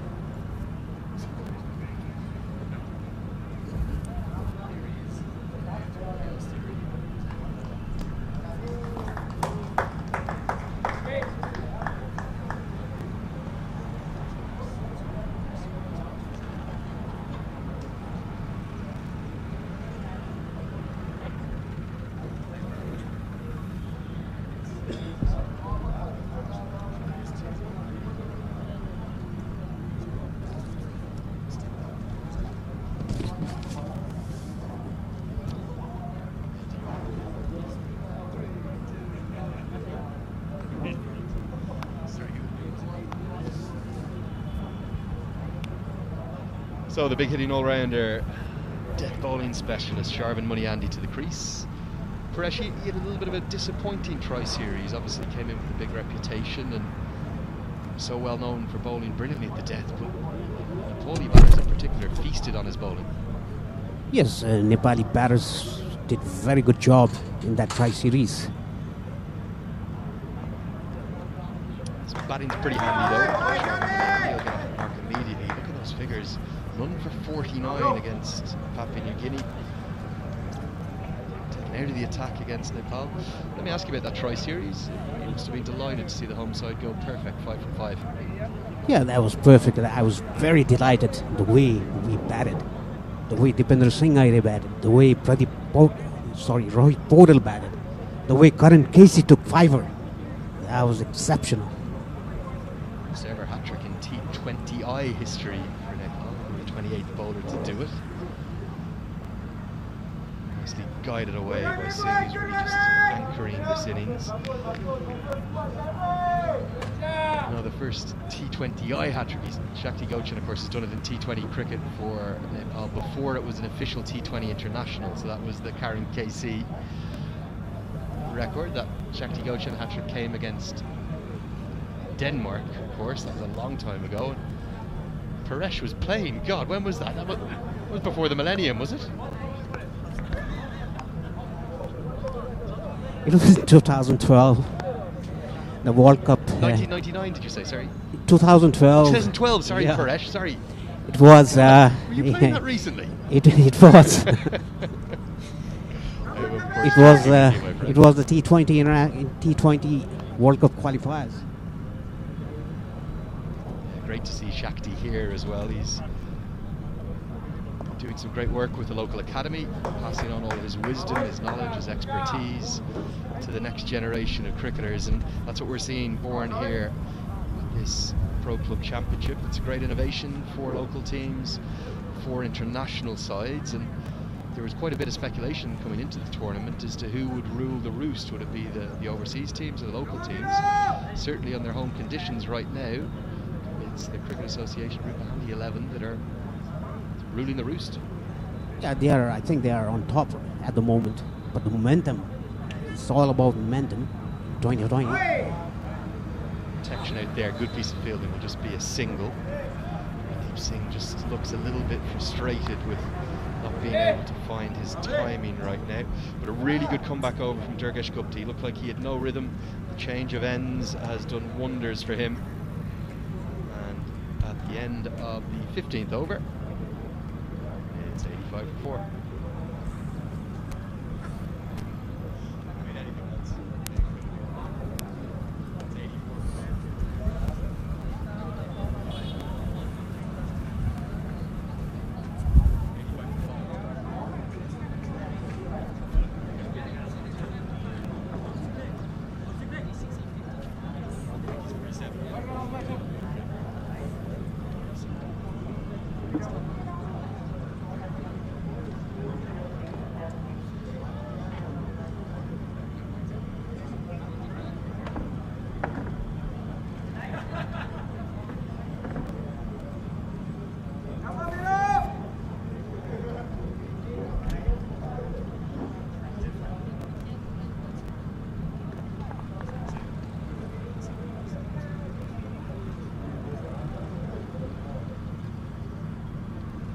So the leg spinner continues. He's had a bit of a mixed bag, but when he's got it right, like that delivery, Paresh, he's been excellent.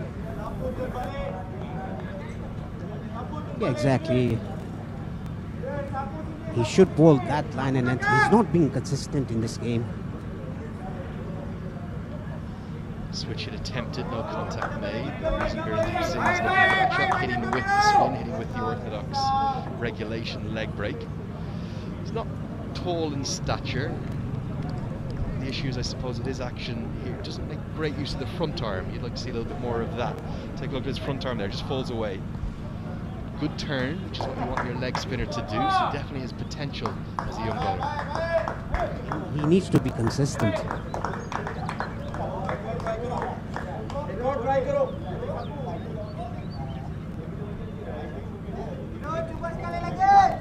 Taking 2 runs here.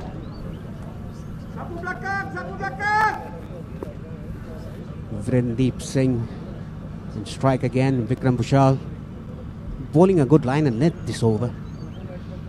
Looks for the switch hit, gets it away. I'm pretty sure this has come off the bat. It's going to run away for a boundary. And what's more, it's going to be 50 to Virendeep Singh. Very well batted. Elegant as always. It's come from 55 deliveries. No maximums in it. 6 fours, and he's finally managed to get some joy with that reverse sweep. Yeah, he tried, I think, 4 or 5 times to play that shot. Missed it. This time he got the bat and got a 4 and got a 50. Well played, lad. Yeah, he's a real talent for Virendeep Singh. It was that innings of 87 that he made in the Tri-Series that returned Malaysia to international cricket 12 months ago in Kathmandu, that really announced him onto the world stage.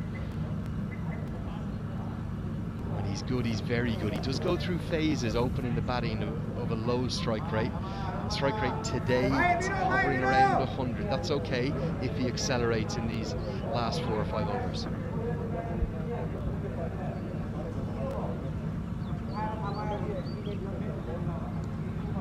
Very well bowled. There was a bit of turn there. Length was okay. That'll get us to the end of the 16th over. Virendeep Singh will keep the strike. It's 92 for 5.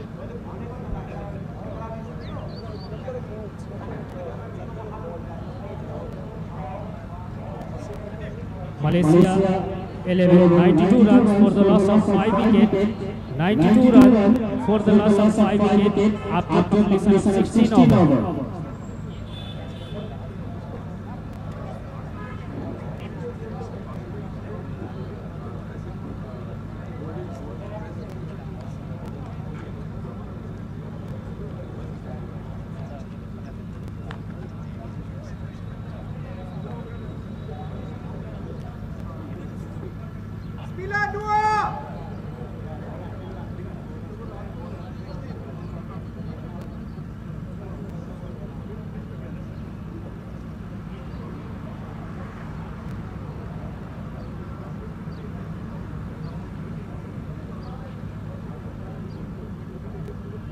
Durgesh Gupta, the young left armer, into his 3rd over.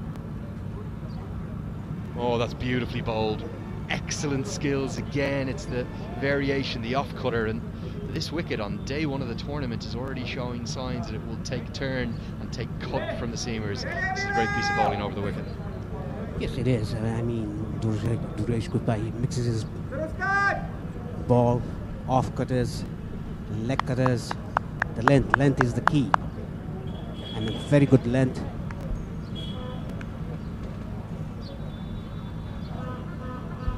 Another cutter. That's the go-to on this wicket, particularly at the death. Do you think he may come around the wicket as well to some of the right-handers, close off at the angle it in, and then cut the ball away? Well, from over the wicket, he's doing pretty good, decent bowling. So I think he'll continue this. If the batsman gets after him, he'll probably go around the wicket and do that.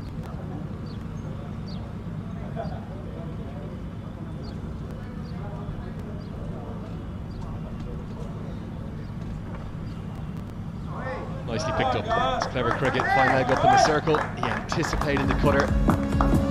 Although Durgesh Gupta didn't miss his line, the length was good, just the line. Only fractionally off pitching about leg stump. He just shuffles across and raps it away for 4.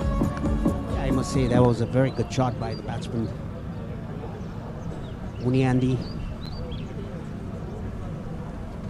He picked it on his legs. I think Durgesh should come around the wicket. Let's look at the replay. Very well done. Over, short fine. Face the bat just evades Gupta, so not only will Muniandi get through for the single, but Virendeep Singh is extremely athletic. He's very fit, even in the extreme temperatures, about 30 degrees centigrade local already, coming up to 11:30 local time. He'll get back for a couple. That's impressive athleticism from the non-striker. Yes, they both look very fit.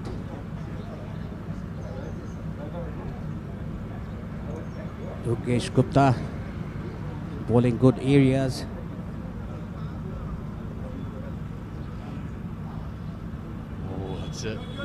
dangerous stroke from Sharban Muniandi to a medium pacer.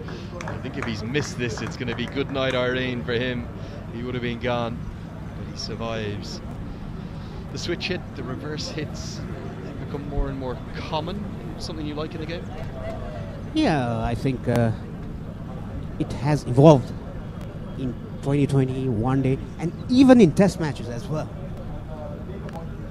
You think of the shock and horror when Mike Gadding was dismissed in the World Cup final back in '87, Alan Border with that reverse sweep. There was almost an inquiry on the stroke alone. The hundreds come up, hit down the ground towards the long off-fielder, won't quite carry to him. So with 17 gone, that means there's 3 overs remaining for the Malaysia XI. It's 101 for 5, single keep the strike.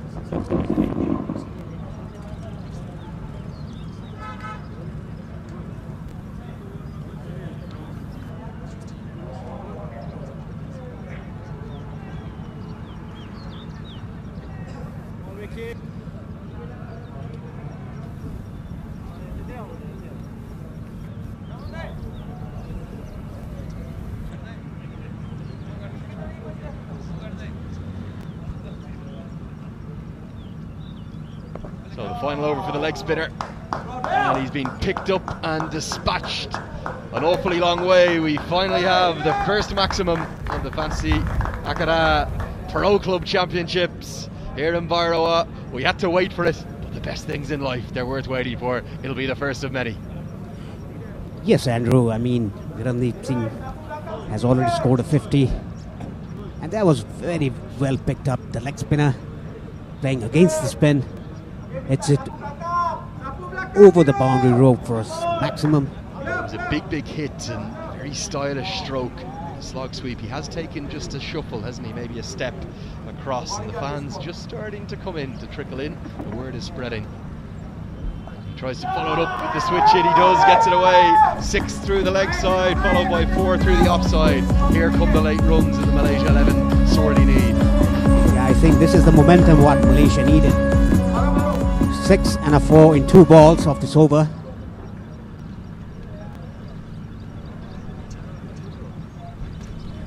In 18th over, 2 balls, 10 runs. Virandeep Singh starting to flow now. And it's a nightmare for any bowler who can hit boundaries both sides of the wickets, and it's brought about a change in the field. Deep backward point goes out, deep backward square leg comes in. He's going to try and power it into the leg side. He's got no timing on this. It's got miles into the sky. Fielder nestles underneath it and takes a really good catch. That's an excellent grab for Mohammad Nazril in the deep. In fact, it's Virat Bandari, maybe Durgesh Gupta. We'll get there eventually. That's an outstanding catch held at long on to end a highly impressive innings. A batter of real class and talent. He's gone for 66. This is as much about the piece of bowling as the piece of fielding. Fantastic work at long on. I must say, they always say commentators curse. He played 2 balls, 6 and a 4, and the 3rd ball he gets out. Commentators curse, Andrew. Durgesh Gupta takes the catch, and it's 111 for 6. Nelson has worked the article.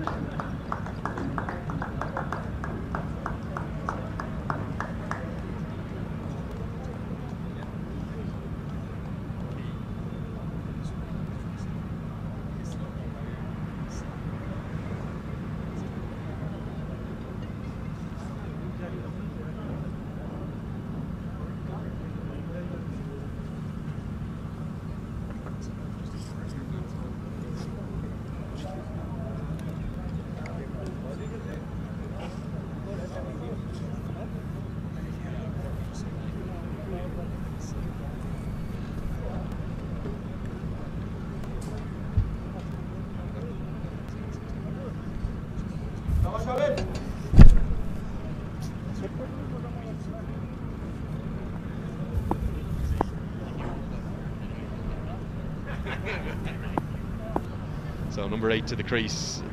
Very talented bowler. He's at the non-striker's end as the batters had crossed a law that will go out of the game quite soon, thanks to the MCC deciding to introduce a new amendment to that law. For the moment it was Sharvin Muniandi on strike. He picks up a single. He's been joined by a young bowler who will really enjoy watching the second innings, Mohammed Wafiq, left arm pacer of real class.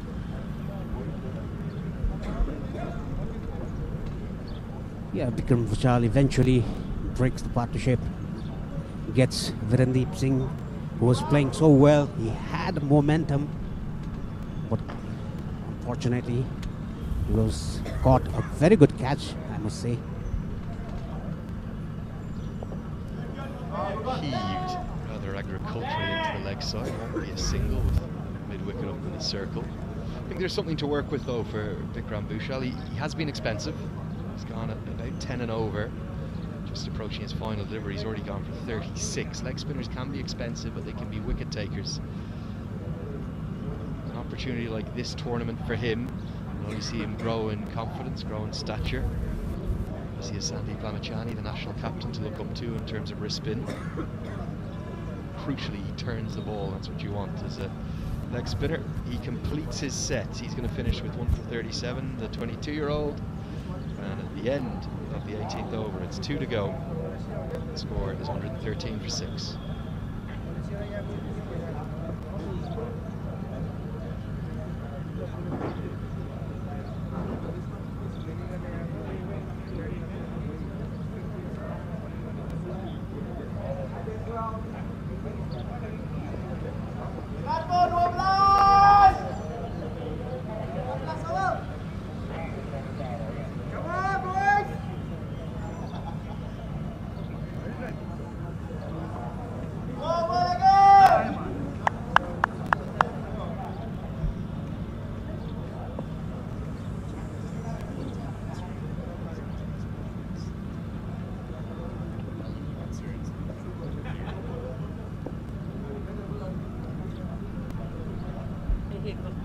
It'll be Durgesh Gupta to bowl the final over from the pavilion end of the ground.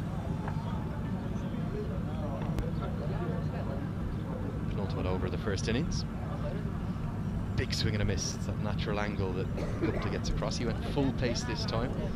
It's lovely at the depth when you have those cutters to almost make your full pace delivery your surprise one. Yes, you must use variation, and in death overs, if there's a new batsman, you can go full throttle. And Durgesh Gupta, he's a very good find for Nepal, a left-hander.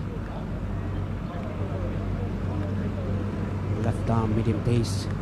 He has a very good pace though, a decent pace I must say.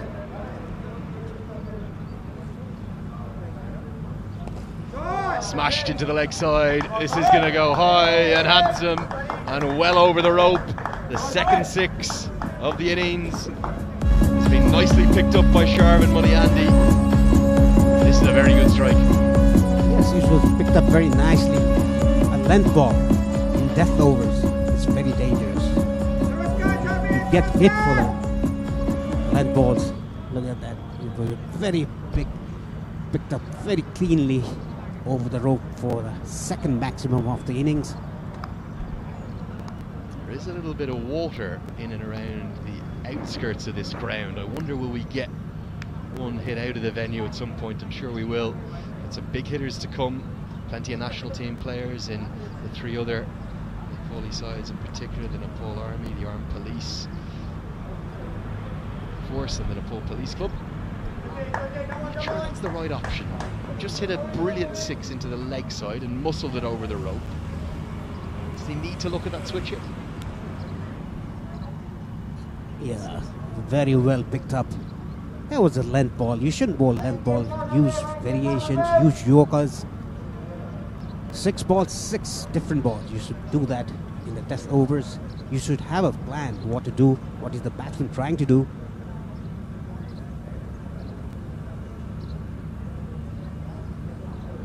Cutter picked up again. This is excellent batting from Sharvin Muniandi. going to be the second boundary of the over this time. Not a maximum, it'll go for 4. Gupta is going to get a talking to from the umpire here coming down the pitch as well. Things going a bit wrong for the youngster. Yet another length ball, even though it was an off-cutter. Length ball is beautifully picked up by Muniandi. I believe that's a formal warning from Maggie Lal Sharma, the standing umpire at this end, for running down into the danger zone. And remember, just the 2 wickets we'll be using predominantly, in fact I think entirely throughout this 9 days of action, so the umpire's rightly making sure that the key areas of the wicket are protected. The youngster needs to get off into the block. Should be a couple into the deep adventurous running.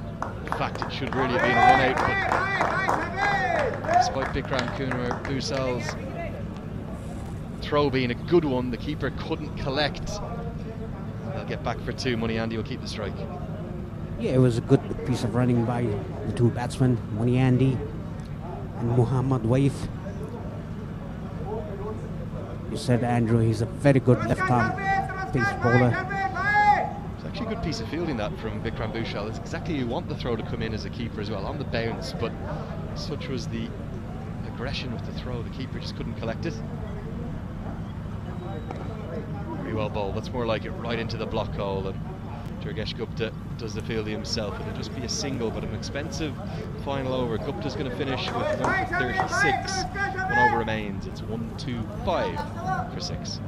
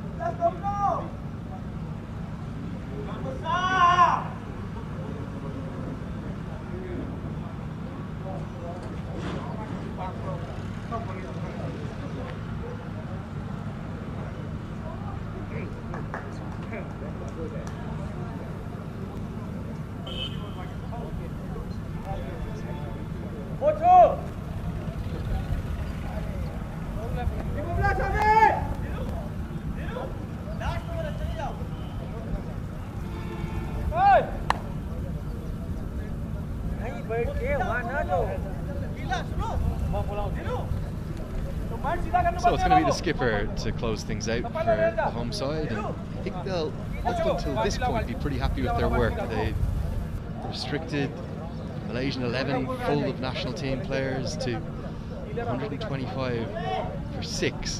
2020 can change in one big over. Krishnan Karki was excellent with the new ball. Yes, you're right, Andrew. 3-0. Close it out, doesn't he?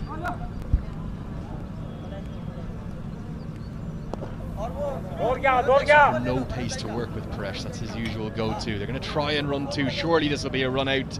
It will. Gone for all money. Critically for Malaysia, Sharvin Muniandi will keep the strike, and Durgesh Gupta's excellent fielding day continues. A brilliant catch the previous over from this end, and now a very good and effective run out. Yes, it was very good fielding. I don't think they had to take 2 runs because of the last over. Muniandi wanted to beat the strike. That is why he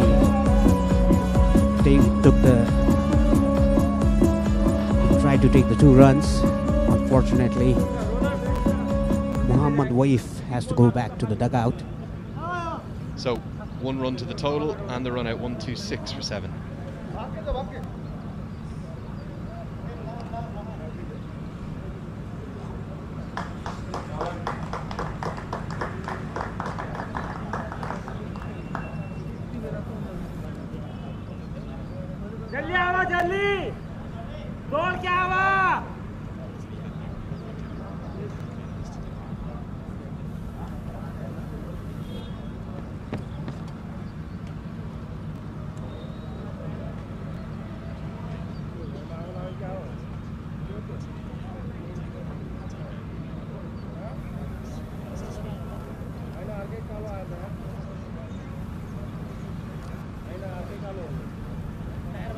Amar Zudi to the crease. He's at the non-strikers end.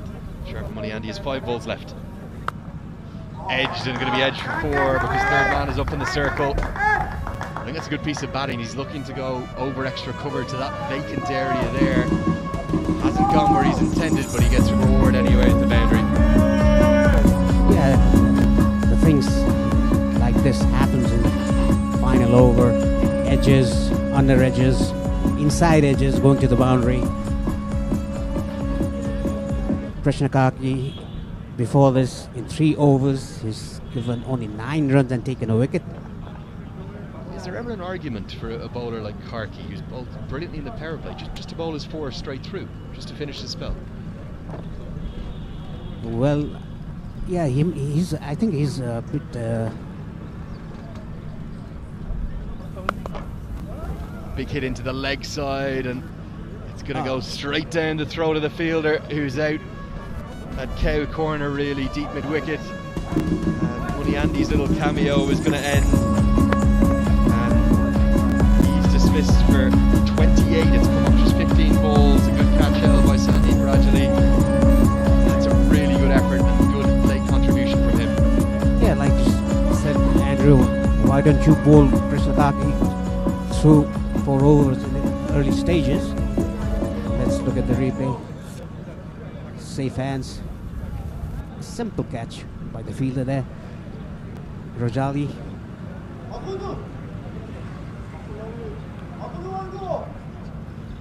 130 for 8.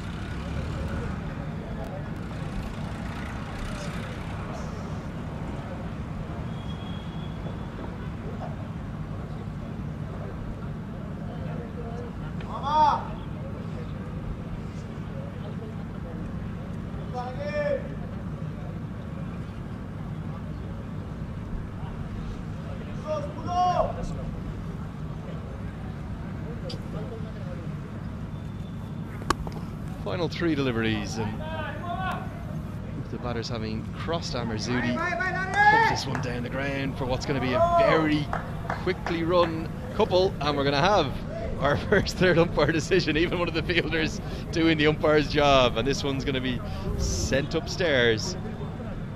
We're going to find out for certain whether this is out or not. Vinay Kumar Jha, the international umpire who umpired in his first T20I there during the Tri-Series last month, will be called into action.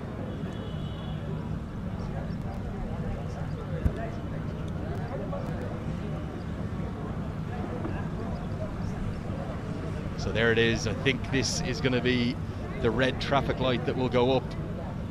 Clearly caught short, and fantastic to have this third umpire facility for the Akhada Pro Club Championship. Into the booth, the third umpire home. Paresh, out or not out? See that's out. Oh, he might have a future as a career as an umpire. Might Paresh Lahani, spot on. Out is the decision. The wickets and runs continue to come at the death of the innings. And he's been run out. The score now 1-3-1 for 9.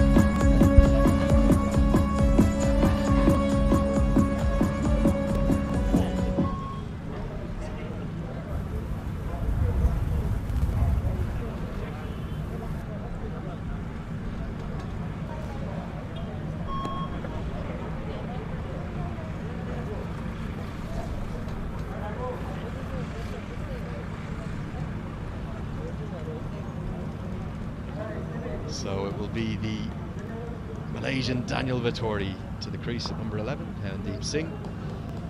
He's at the non-strikers end. Just 1 delivery remains. It's going to be hit into the sky. Malaysia could be bowled out, and they will be. You wouldn't have thought that a little while ago. But remarkably, 4 wickets have fallen in the final over.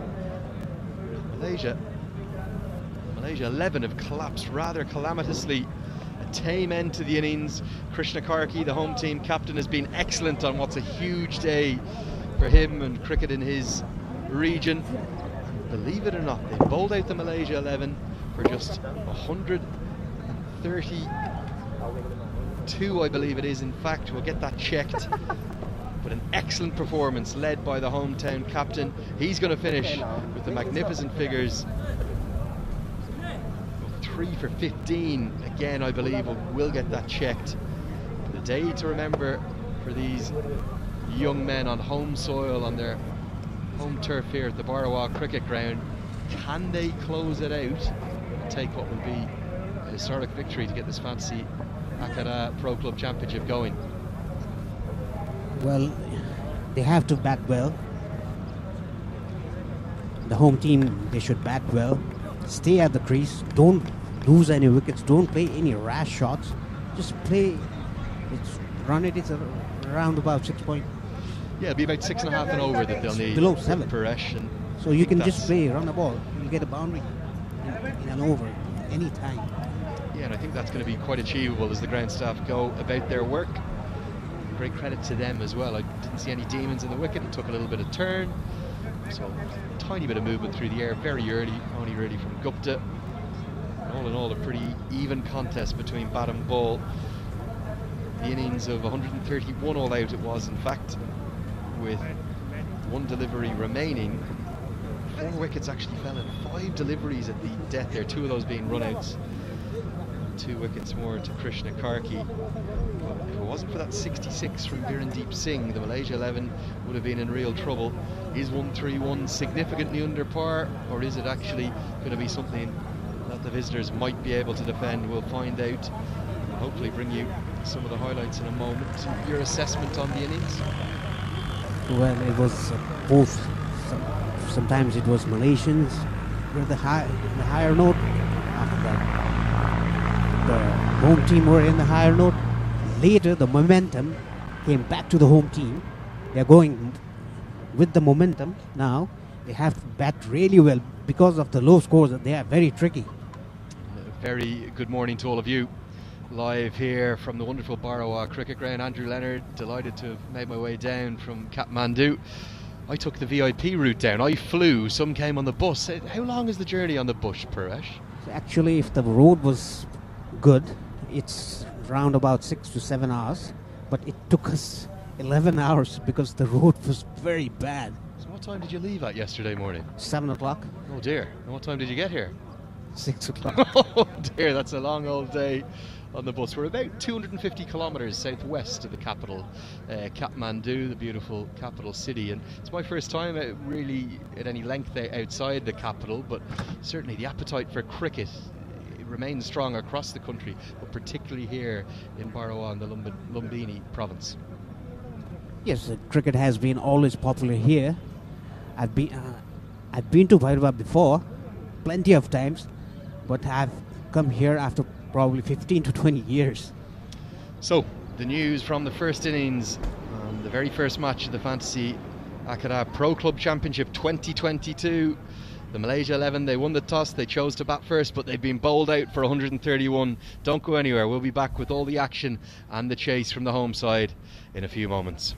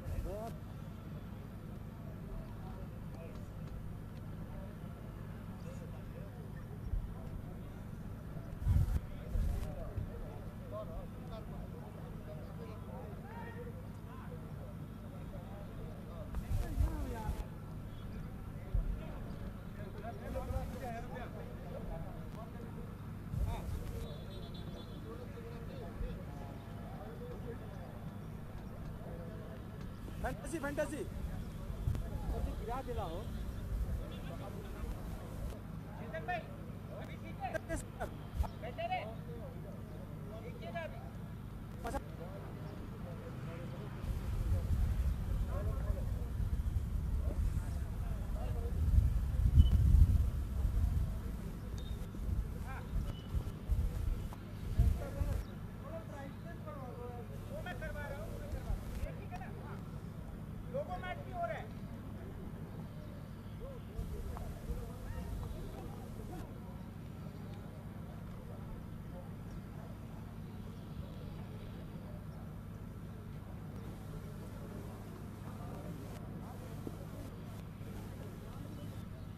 अगाडिबाट निकाल पछाडिबाट तान बाबु तान पछाडिबाट तान tight गर tight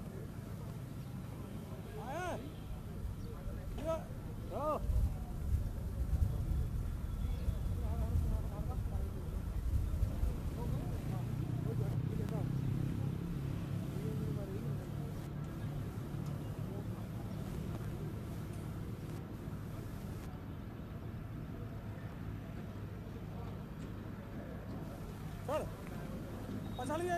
side side side side तो छोड़ दे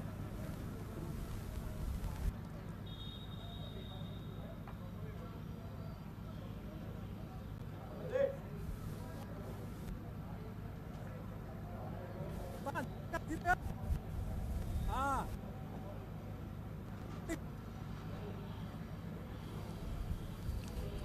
हाँ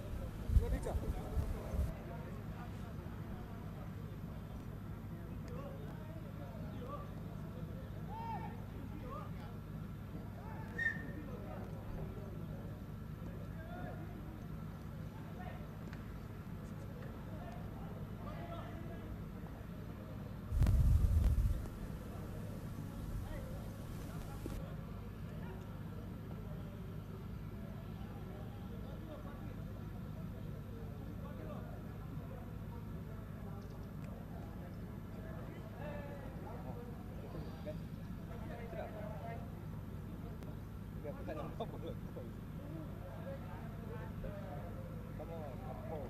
हटना अगाडि बेटा हट बाबू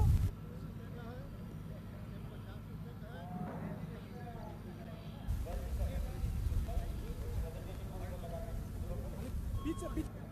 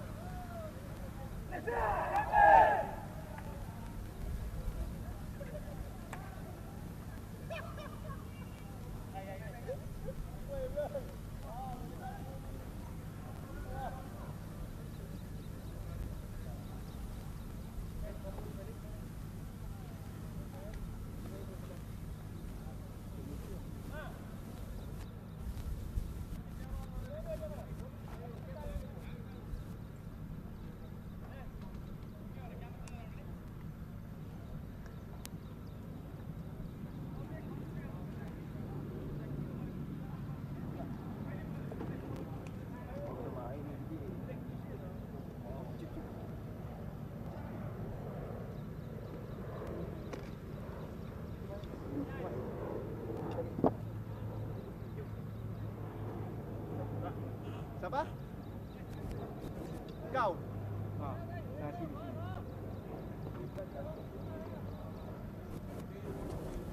Ha? Bok no. Bok ni.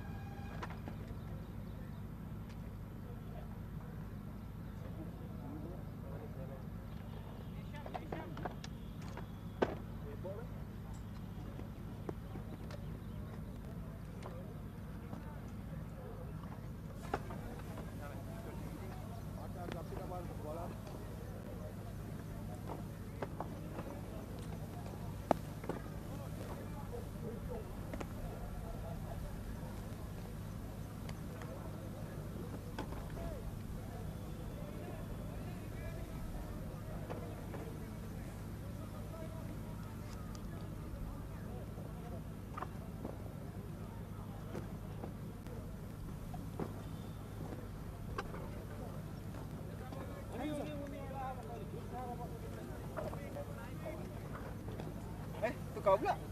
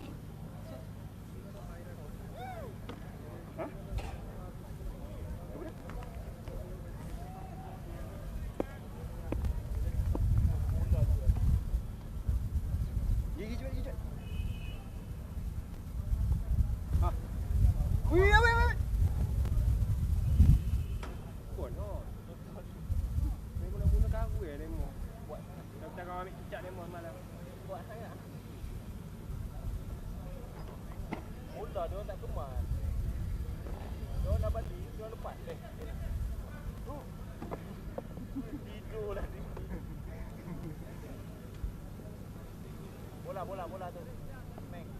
Oh, thank you.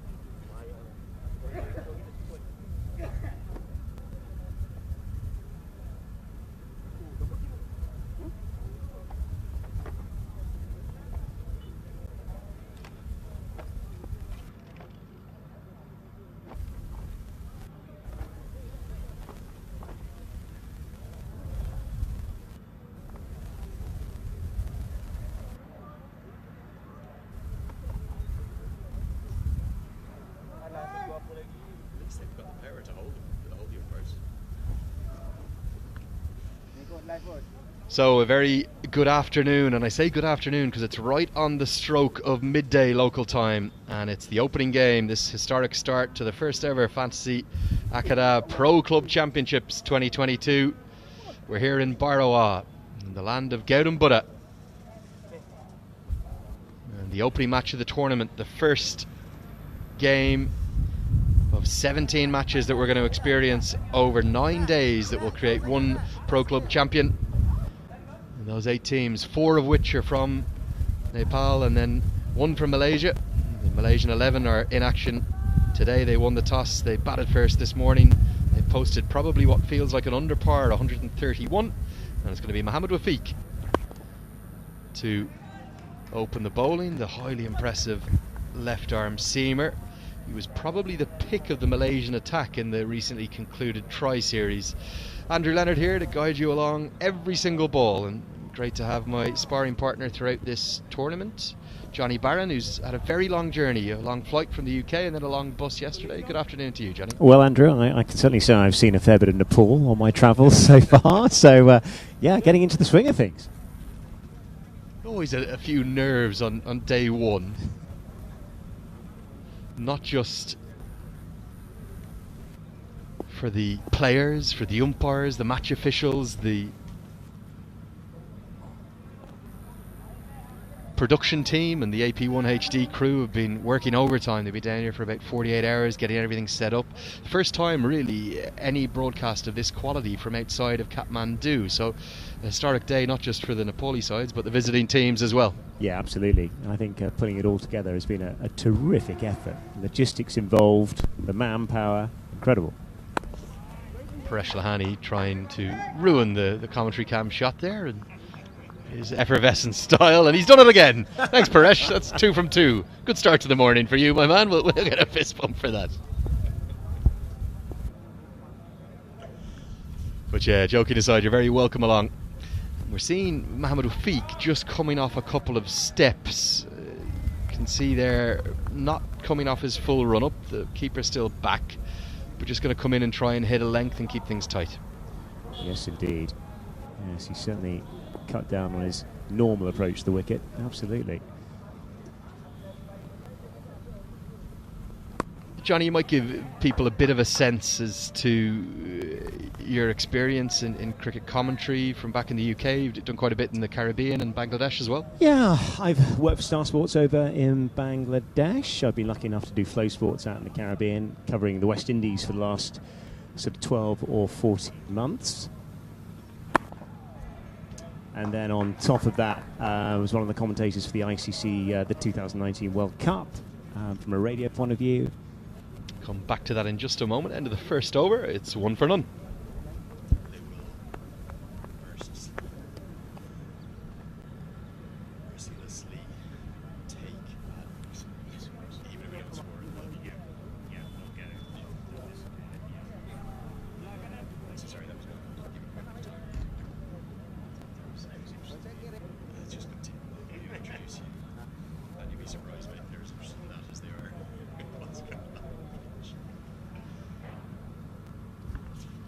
So a good tight start for the Malaysia 11. Andrew Leonard here alongside Johnny Barron. Johnny, you were just telling me a bit about your time around the world in cricket. Bangladesh, some similarities to Nepal, or do you feel it's very different here? I think it's a very different environment. Well, funny enough, I found that it was very humid when I was there in Bangladesh in around October of 2019. The test match I was doing actually was Afghanistan's second ever test match, a dramatic win in Choragram. Incredible to be part of that experience, but yeah, a different environment, I think, from this one. Yeah, that was the Rashid Khan show, as it so often is whenever Afghanistan are playing. What a cricketer he is. I'd love to see him actually come to the Everest Premier League. There's been a few whispers, a few rumours about some of the big names that are coming. I've heard talk around Kathmandu of Babar Azam maybe for the 2022 edition. See the left arm spinner to open up. That'll be Pawandeep Singh, and a bit of a mix up in the running between the wickets. Oh, a direct hit would have been gone on real fortune. Prajwal Thapa and Dev Kanal, the two openers, got themselves into a complete muddle. And it was Thapa that was called through by his more experienced partner. He's recently made his international debut, of course, Dev Kanal, but he's nearly sold his opening partner up the river. He has indeed, and Sarl is at with the fielding. It was probably about 3 inches away from the first wicket of the piece. Johnny, I know you're still learning your local players, and we're gonna talk you through all of them and all of my experiences here. This young batter here, Dev Kanal, he's one to really keep your eyes on. Another very ambitious quick single, gets home a bit more comfortably this time. Kanal is 16 years of age. He's the captain of the Nepal under-19 side, and he's just made his senior national team debut. How about that? Yeah, incredible. Incredible. They certainly start them young over here, don't they? And what a potential career he has in prospect, especially if you're making that kind of level of performance. Oh, a little bit of turn on offer for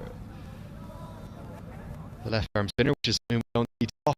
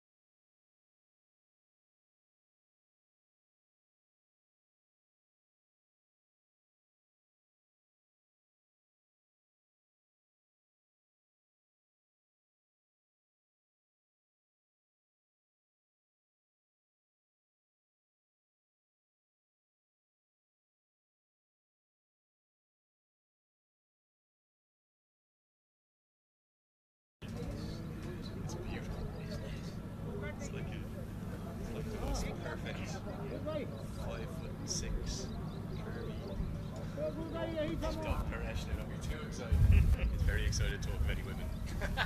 She's a devil, an absolute devil. What's going on? And there it is, the Cricket Association of Rupahandi. Now, you might look at that graphic there and you're going to say it's established in 2053 and wonder if you entered a parallel universe. Don't worry, Johnny, that's the Nepali calendar. We're in the year 2078. Okay, I've got that right. So it was 25 years ago it was established. It was established in 1997, if my maths is working out. We're not in a parallel universe, we're in the beautiful land of Nepal. And it's not the year 2022, it's the year 2078. Incredible, incredible. I think I've just about got that, Andrew, just about. But those mathematics are not straightforward. You're not lying to me live and air, are you? It's a 25 years difference, is that it? No. It's I have lost it. I have lost it. It's about a 56-year difference, I think, worked into the leg side. Going to be runs here, and it's going to be a boundary. The first of the chase belongs to the Nepali under-19 captain Dev Kanal, and no surprise to see him get things underway with a very stylish pull shot. Yeah, played it very well. Just dragged down, fraction short. He's on it like a rocket, wasn't he? Stands tall, but swiveled nicely and just pulled it away in front of square. Nice bit of batting. He had the most remarkable start to his international career, the 2 ODIs that he played against Papua New Guinea. Quick single run, again very adventurous running, no direct hit affected, so will just be one. But Canal had a 5-ball duck in his debut, and the head coach kept faith with him for the second ODI, and he rewarded him brilliantly with a beautiful innings of 72 that came off 87 balls with strokes all around the ground, including 3 sixes. Yeah, it's terrific, isn't it? Never easy when you get a duck first up. The kind of pressure just builds then, doesn't it, on your second performance? Cutaway going to be runs, and may well be more than just the single or couple you thought it would have been at first, because the fielder didn't get the dive out, maybe should have, and it's going to cost 4 runs. And Mir Azim, the youngster, highly rated. This isn't a great piece of fielding, I don't think. Yeah, played it nicely, just evading the man at point. Whistles away. Also gives you a sense of the speed of the outfield, doesn't it, Johnny? And if you do pierce that outfield in this first 6 overs in the power play, you're going to get good reward, and the home side are trying to make merry while the fielding restrictions are in place. This one won't go to the boundary, despite the home DJ thinking that it might. Pick up a couple, get us to the end of the 3rd over. It's 14 for none. Yeah, nice bit of work out there on the rope. But yeah, 2 lengths, I think, isn't it? The 2 lengths you want to avoid are short and full.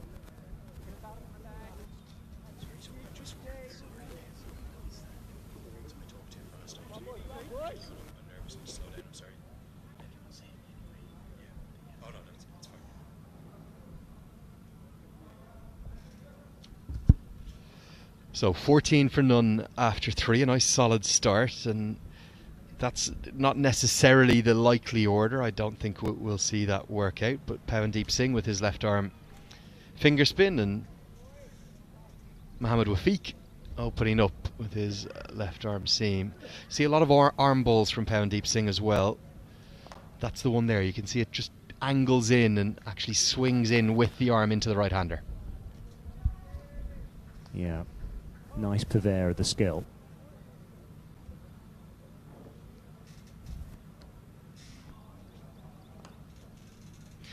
In the Tri-Series there, Kathmandu, which was played on even better batting wickets than we're probably seeing here in Bairoa, he bowled exclusively arm balls, and I mean exclusively. I can't really remember him turning a single delivery, whereas very effective in game 1 and a little bit in game 2, and then the batters just worked him out.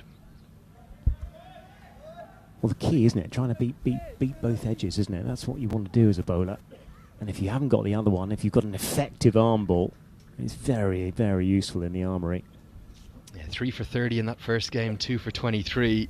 And then the PNG team analysts went to work and they pongered him out of the attack. None for 43 in game 3. Could so nearly find the first breakthrough. Real fortune for Thapa there. He looked for the pull shot, it came off a top edge, but it fell agonisingly short of the mid-on fielder. Yeah, lucky on that occasion, wasn't he? Wasn't far away. Darted in, and Thapa, he's on the move, isn't he? He's not really setting a solid base, not making great connection yet. Yeah, variation of line and length. Oh, and he's found this one nicely. Too short from Pawandeep Singh, and it's going to go all the way for a maximum. Big cheers from the home crowd, and that's a mighty strike. Yeah, stay deep in his crease. That was the key on that occasion. And just waited for it. And end of the over, 21. 4 overs gone, 21 for none.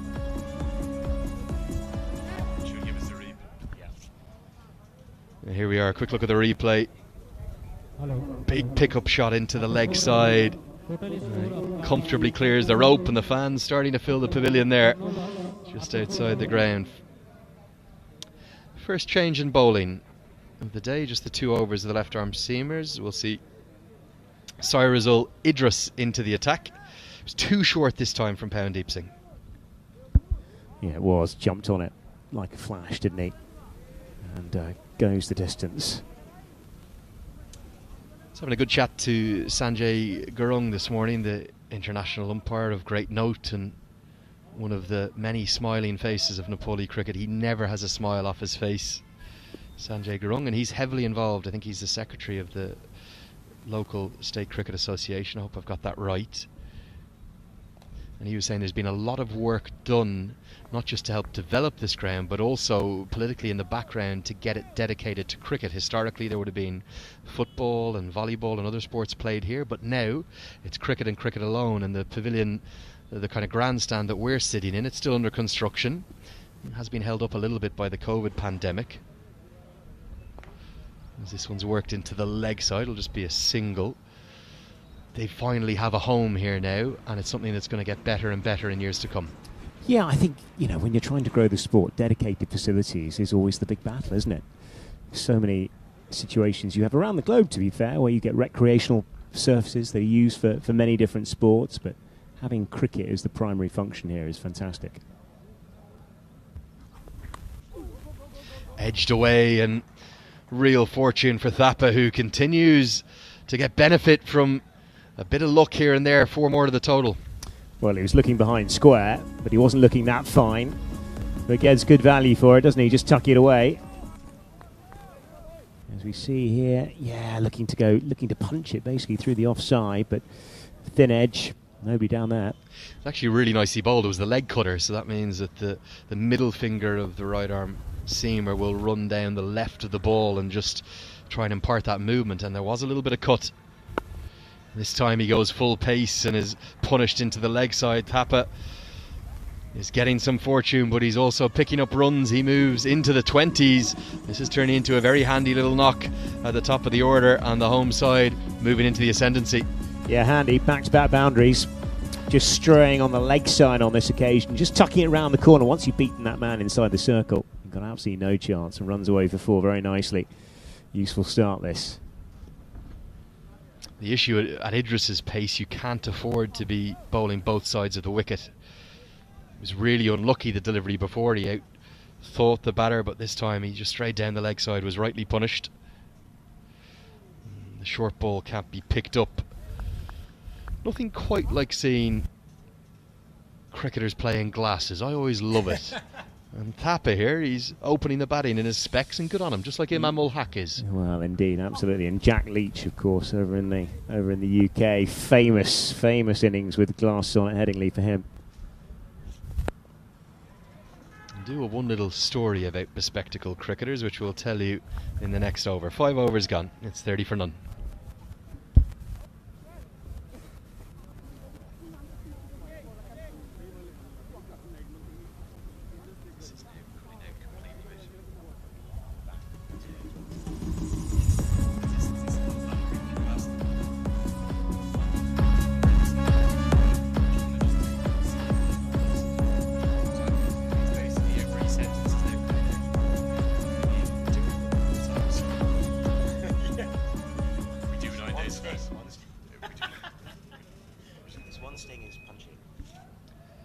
So there is the state of play in the chase. They require just 100 more runs to win from 90 balls, and we'll see Pawandeep Singh's left arm spinners continue. Back live with you now. Cutaway going to be just the single into the offside. I said I had a little tale for you about bespectacled cricketers, Johnny. Might struggle to get it in here with Pawandeep Singh bowling his spinners, but was lucky enough. Done a lot of travelling with my commentary, but before that I was with the ICC in Dubai, and we had Daniel Vittori come and speak to us at one point in 2017. This one's hit down the ground, a powerful shot. Thapa continues to prosper. That's probably the shot, not just of the chase, maybe the shot of the day, 4 down the ground. Well, it is indeed a good use of feet as well, and hitting the ball straight just between the bowler and mid-on, getting a very good piece of it. Runs away for 4. Look at that, lovely 3-4 bounces as that runs into the rope. Lovely use of feet, that was the key there. Yeah, he got right to the pitch of the ball, hits it straight as a die. Going to be more runs into the offside. Thapa starting to grow in confidence, Johnny. He was a bit all over the place for his first 6 or 7 deliveries. He was moving all around the crease, but he's starting to look pretty assured out there. Yeah, I think the key thing, and especially from what we observed of the first innings, is your feet movement, and being assertive with your use of the feet is going to be absolutely key here. Beautifully bowled, angled in, just a hint of turn away, but very well dealt with as well. Thapa's just dropped his hands in it, played it with soft hands, and picks up a single. Yeah, I think, you know, we've seen in this game so far where you can score is if you get a longish half volley or you use the feet, you can get value there, but also the short ball. But if you just drop it in back of a length or in a hard length, very, very difficult. Hit into the sky. It's, I think, going to fall remarkably right in between two fielders. He has had some real moments of fortune as Thapa in this innings. He probably doesn't need to keep looking for boundaries every ball. They're well in control of this chase. Well, they are. They're up and above it, and he doesn't want to give it away because wickets is the boring bit. A beauty, the dream for any left-arm spinner. Drift in and turn away. 6 overs gone. That closes out the power play. The home side in control. It's 38 for none.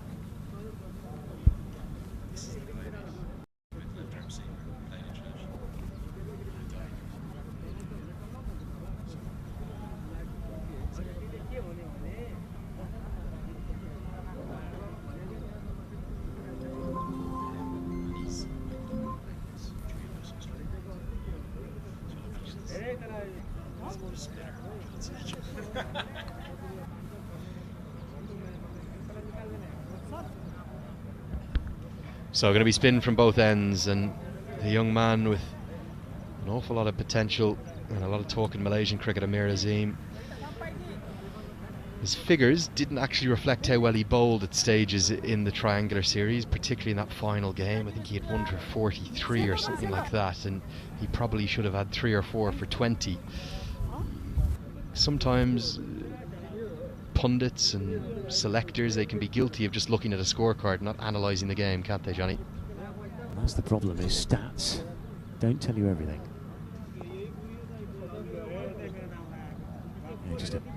Stats just don't tell you everything. And I think that's weighted stats tell you a little bit more, but that's another story.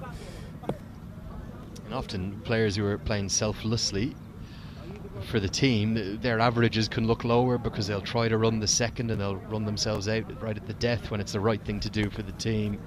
So sometimes when someone quotes you and says, oh, he's only averaging 13, that isn't what you should be necessarily looking at. Yeah, strike rate tends to be the guide with batters, doesn't it? Because of the selfless nature of T20. Mix up, and the throw's gone to the correct end. This could have been a run out, but it's been fumbled by Amir Azim. Thapa should have been gone. For the second time, Dev Canal has tried to sell him down the river, and for the second time, Thapa survives. Well, it's a nice bit of work from the man just inside the ring, and that should have been gathered really, because it was a decent throw. Rafiq the throw. Dev Canal, I know he's only 16, but because he's the under-19 captain, you do get a sense he's the senior opening partner, and not just once, but twice he's simply sent his partner back.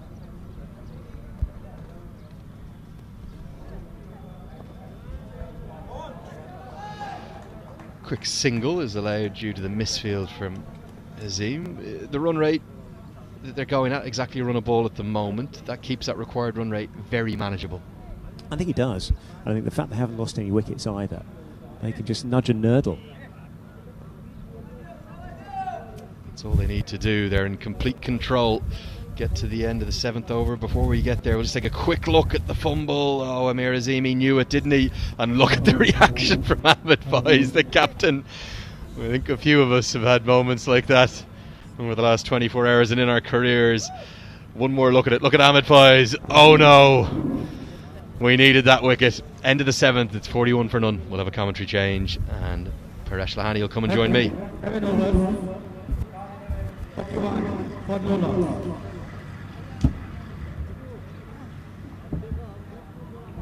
That's a great reaction. I'm going to have to tell my glasses to her soon. Maybe not this one.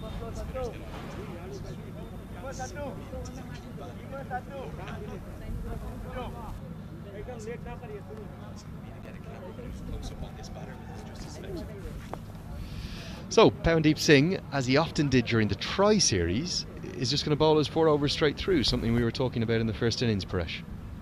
Yeah, most probably I think he will go through.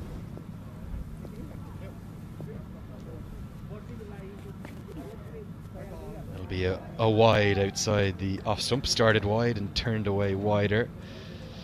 Economical, yes, but Malaysia and the Malaysian 11, they need wickets. Exactly, and they cannot contain the batsman, so they have to take wickets. That's a beautiful shot, back foot drive, extra cover drive. Thapa, he's been a little chancy, a little risky, but he's clearly been sent out with a task to take the attack to the Malaysian 11. 31 off just 23 deliveries. That's well bowled. Skin it away. I think that kept a bit low as well. Canal is really going nowhere, is he? Strike rate exactly 50. Gets that down the ground for one. The reason he wasn't in the T20 squad at the national level, he's a batter who takes a bit of time to get going, and that's exactly what the case is here in the shortest format. Yes, I mean, you have to have the strike rate over 100 to play T20 internationals. Hit into the offside. What was your career strike rate, Paresh? Oh dear, we'll come back to that. That is a calamity. Ahmed Zubaydi has turned the most simple single into a boundary four with one that belongs in a blooper reel. Yeah, that is what the home team did, I think 4 times. Oh, there it goes. Bad bounce, I think. Oh, I think that's very generous. I think that has to be stopped, not just 9 times out of 10, 10 times out of 10. Zubaydi should have cut that off. There he is in his elegant spectacles. The bespectacled Prajwal Thapa is guiding this chase, and the home side are making it look pretty easy. 8 overs gone, it's 49 for none. They can't zoom in, they don't have that in the camera.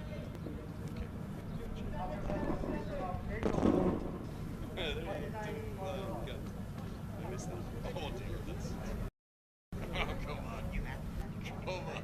Well, correct. You were about the same.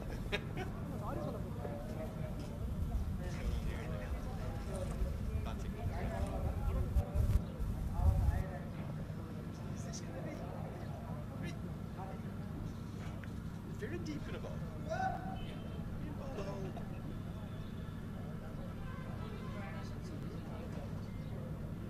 No. Oh, he bowled one of the games at first. Virendeep Singh, who we've seen used pretty sparingly in the recent tri-series. He also kept wicket in the final game, so showing off his Tim Zohrer skills, spin bowling, batting and keeping, all in one. Talk about three-dimensional players, we talk about Dipender Singh Iree, maybe Virendeep Singh taking it to the next level.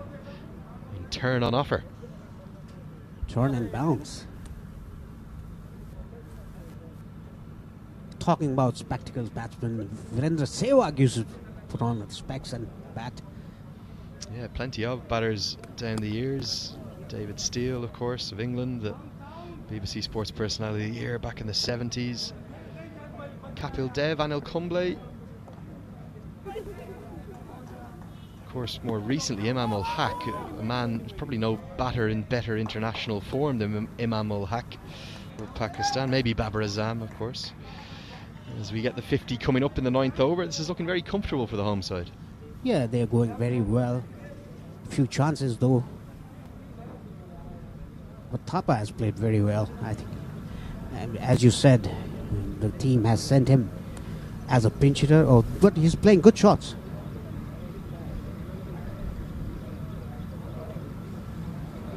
Round arm, really low and slingy from Virendeep Singh. Your experience of cricket here in Barawa, do the wickets tend to take turn? Yeah, when we played, there was no wicket. We played on the matting wicket in those days. It's very difficult. It was very difficult in those days to prepare the pitch. So we used matting wickets.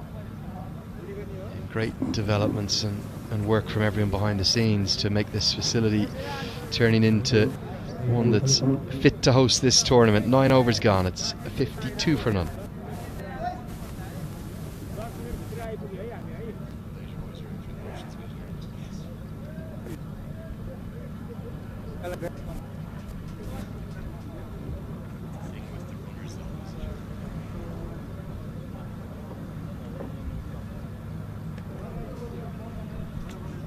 Five bowlers used so far and plenty of spin. In fact, 4 spinners or 3 spinners and 2 seamers used. No signs of Sharvin Muniandi yet, and I think Ahmed Faiz is going to have to be aware of that and not let the game get away from him too much before he goes to his death specialist. He may come in sooner rather than later. That's pretty well played, but straight to the fielder. 66 balls remaining. Beautifully bowled, turn on offer, and real turn, but it's probably going to have pitched outside leg. Squared Thapa up. A young man with a big reputation, Amir Azim. Oh, and that's why he's a big reputation. Beautifully bowled. Finally, Thapa's fortune runs out. He's disappointed. He's got his home side off to a good start, but I think that's a very well deserved wicket for the youngster. Beautifully bowled. The top of off is rocked back.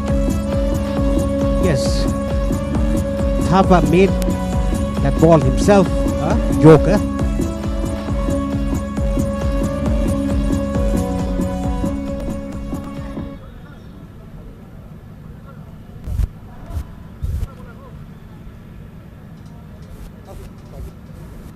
Let's look at the replay. He made that a Joker. It was a Joker, but he had just played straight. It would have been a full toss. Thapa's gone for 38. It's 52 for 1.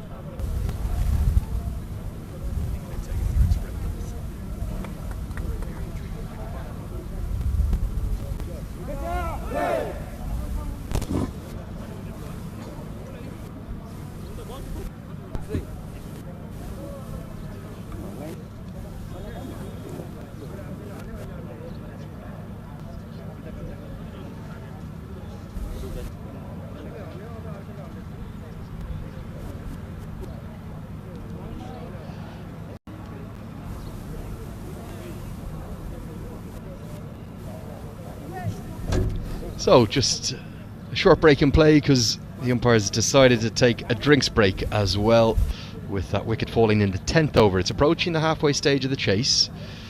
The Cricket Association of Rupandi 11 should be pretty comfortable and confident with their position after that half-century opening partnership between Thapa and Dev Canal, but the issue for them is Thapa was the aggressor in that partnership. He struck at about 120. Dev Canal just 13 off 25, and that required run rate is just creeping up. It's about 7.5 and over now.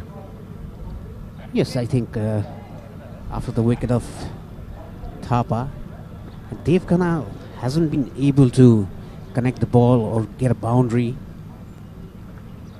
Oh, well bowled. On day 1 of the tournament, sharp turn on offer. When speared into the pitch like that,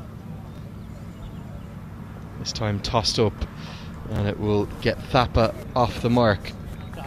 One Thapa replaced by another. This is Sushant Singh Thapa, the keeper batter. But that sharp turn is going to be making a few spin bowlers very happy and giving a few batters some nightmares. Pretty well played that, right on the slot, but after 10 overs, it's 54 for 1.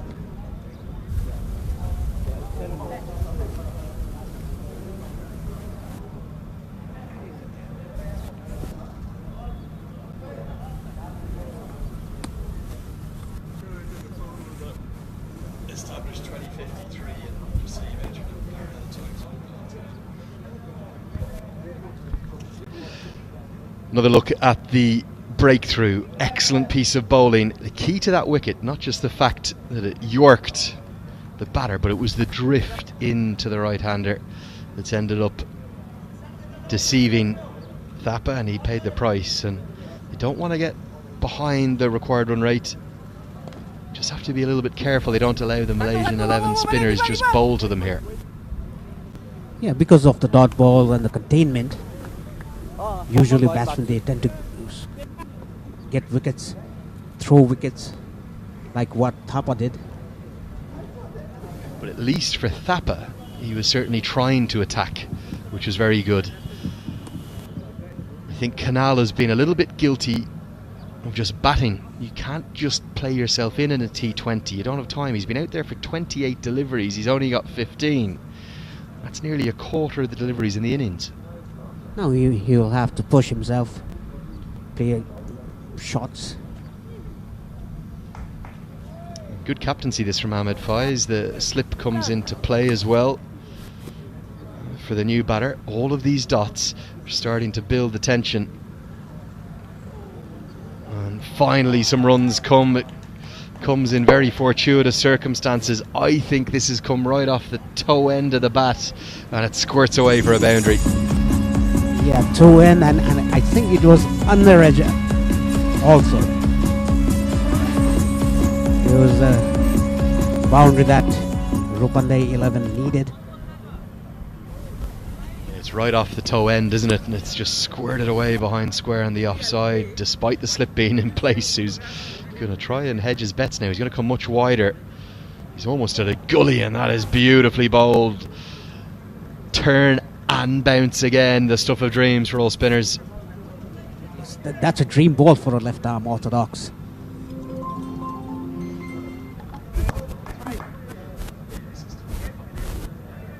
End of the 11th over. It's 59 for 1.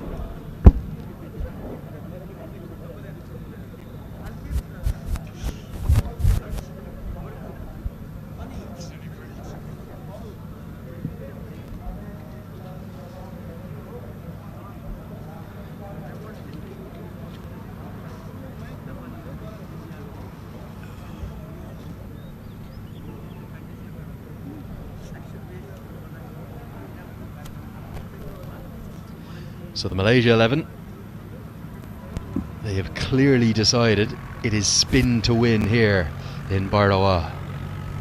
Yeah, exactly. First day of the tournament, and look at the turn they're getting. Look at the grip as well. Required rate is over 8 now.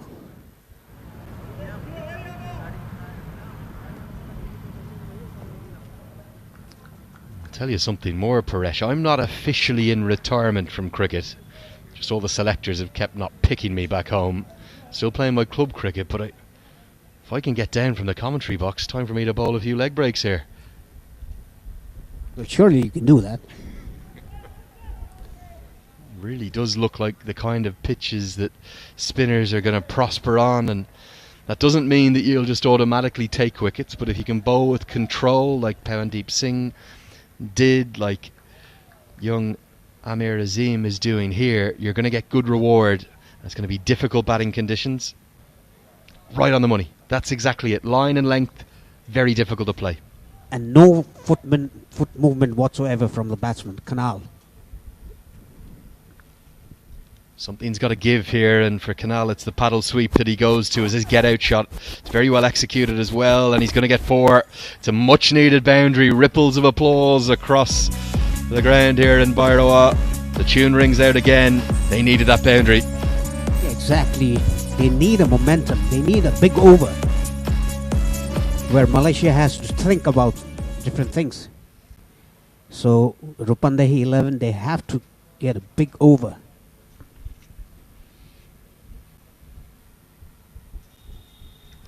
Looks for the sweep. I think this has hit him outside the line. And it's been an excellent day thus far for the umpires, and in particular Magilal Sharma. Watch this back. This is a first class decision because it's hit him just outside the line of off stump, and this is why it should be given not out as a batter's playing a stroke. Get to the end of the 12th over, 69 for 1.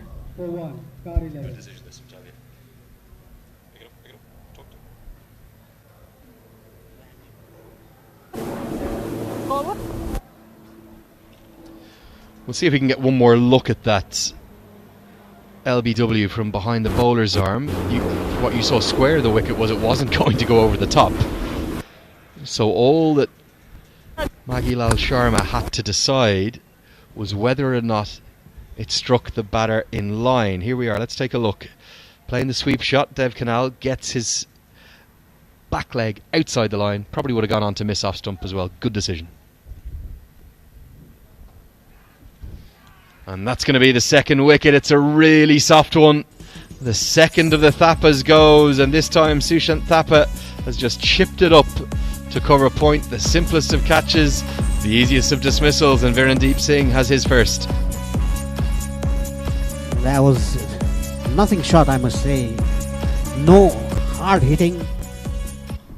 Just played it all in the air and straight to the fielder.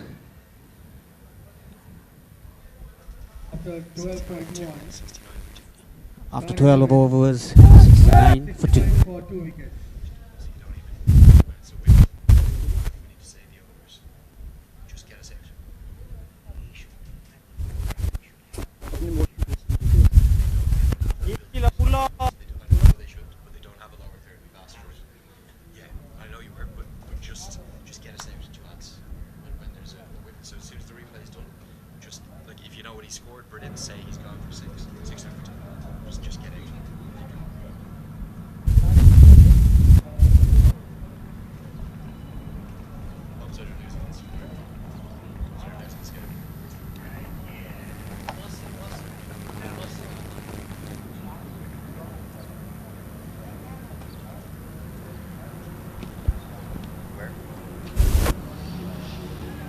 So the new man to the crease, Basir Ahmed, the other one of the two under-19 Nepali internationals, current Nepali under-19 internationals in the side, and one good thing for the host team, it'll bring a left-hander to the crease. And why that's good, two left-arm spinners operating in tandem, they were weaving a web against the right-handers, but maybe Ahmed can break that spell.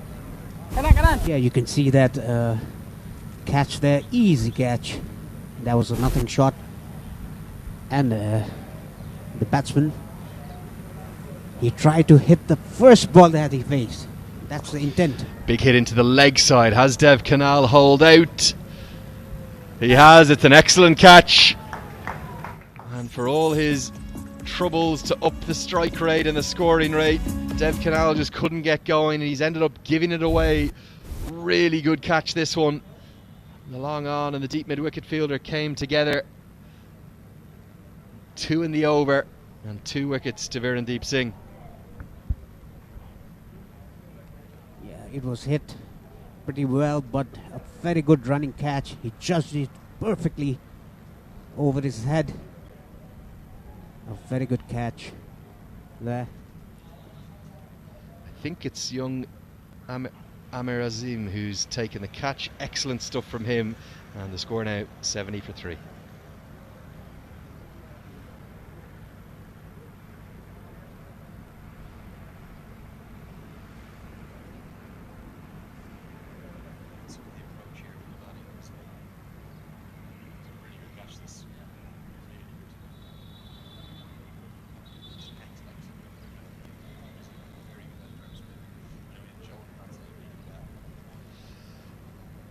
Just seeing the most fantastic catch held in the deep by Amir Azim. He's actually made it look really easy as well. We saw very good on the second replay of the 2 that was not an easy catch. Excellent skills in the deep by the youngster. Yeah, he had to cover a big ground, big area there, and he took. That's a very good catch. Would you have held on to that one, Paresh, yourself? Definitely. What? You say definitely? Yeah. Okay. That's a confidence up here in the commentary box. I don't think it extends to me. I'd have not just dropped it. I think I'd have probably fumbled it for 6 somehow. It would have gone for 4 if I left it alone, but I'd have accidentally fumbled it for 6, I reckon.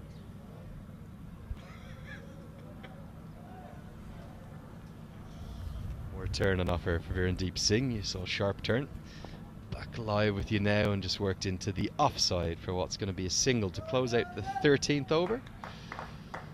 And it's a tall task at hand. The home side, they're in a spot of bother.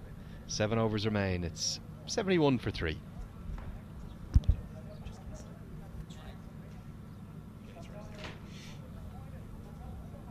I enjoyed your, what was it earlier? 84 for 5? Yeah. Is it 84 for 5? We'll do one more, then you come in for me, and I'll go prep for the post match. So plenty of wickets in hand, but the issue is, for the Cricket Association of Rupahendi 11, they're in trouble because of the required run rate, and the wickets have started to fall more regularly. The 52-run opening partnership. Now maybe this is the chance for them, because the Malaysian 11 are moving away from spin and they're going to go to Syed Aziz. He bowls medium pace. He does bowl cutters, which is probably what we'll see him use predominantly, but surely this is an over to attack for the home side. Exactly, and Saurav Khanal. That could be a wide. Yes, it is. Over the head. Yeah, the first real bouncer we've seen, and I'm not sure whether this was an intentional bouncer or not from Syed Aziz. Maybe he was just looking for back of a length, but he's ended up digging it in too much. The two batters happy in caps, no need for helmets for them. And you're going to need some big hitting. That's the cutter. That'll be a wide outside the off stump, and you can see clearly trying to roll his fingers over that, the off cutter. Yeah, the off cutter. And I think the batsman is not putting on a helmet. That is why he bowled a bounce. Yeah, Syed Aziz saying, how dare you not wear a helmet when I'm bowling? I'm off my long run. I can freshen you up with a short one. Nicely played. Oh, that's a very stylish shot. One of the shots of the chase, definitely just guided away behind square on the offside. He's going to get 4 runs for it. Why have Malaysia gone away from spin? The key to that shot, why he connected it so well and went to the boundary, is because he played that late. He let the ball come to him and then he played the shot behind him.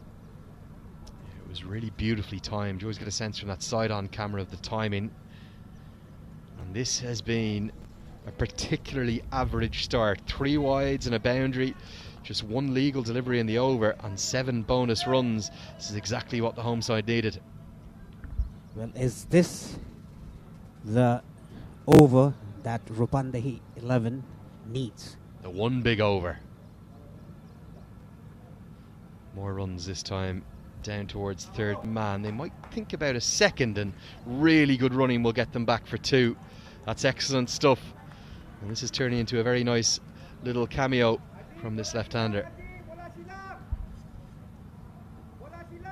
Yeah, that was taken an edge, and very excellent running between the wickets by these two batsmen from the home side. Down the leg side this time, another wide. Syed Aziz is bowling an over that he might want to forget. There's only been 2 legal deliveries, and remarkably, we've already seen 10 runs coming from those 2 legal deliveries, 4 of which have been wides. It's more like it, on the money, but he'll run through for a quick single, and clever running from Tulthap. He just held his line. Yeah, it was very good running by these two batsmen. Difficult for a bowler when he starts so poorly, particularly Aziz here. He knows he'll probably be whipped out of the attack after this over. He's just got to find a way to get through it. Still 3 deliveries remain.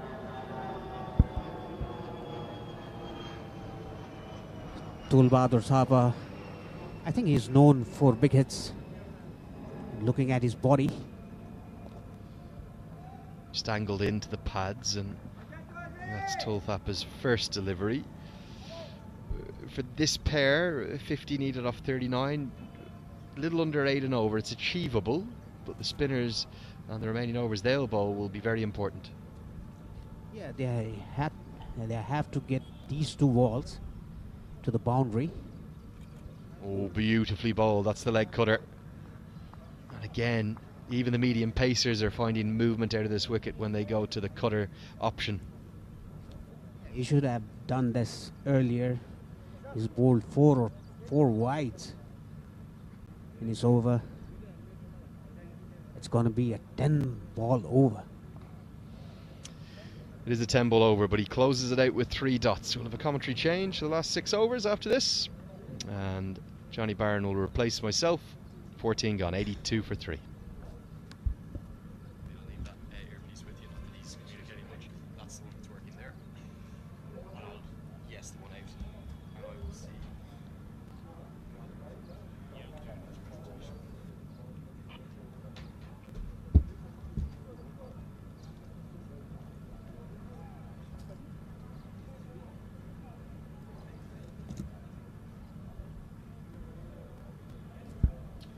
So 82 for 3, 6 overs to go. This game very nicely set up. 7 wickets in hand. Need to go to around about 8 and over.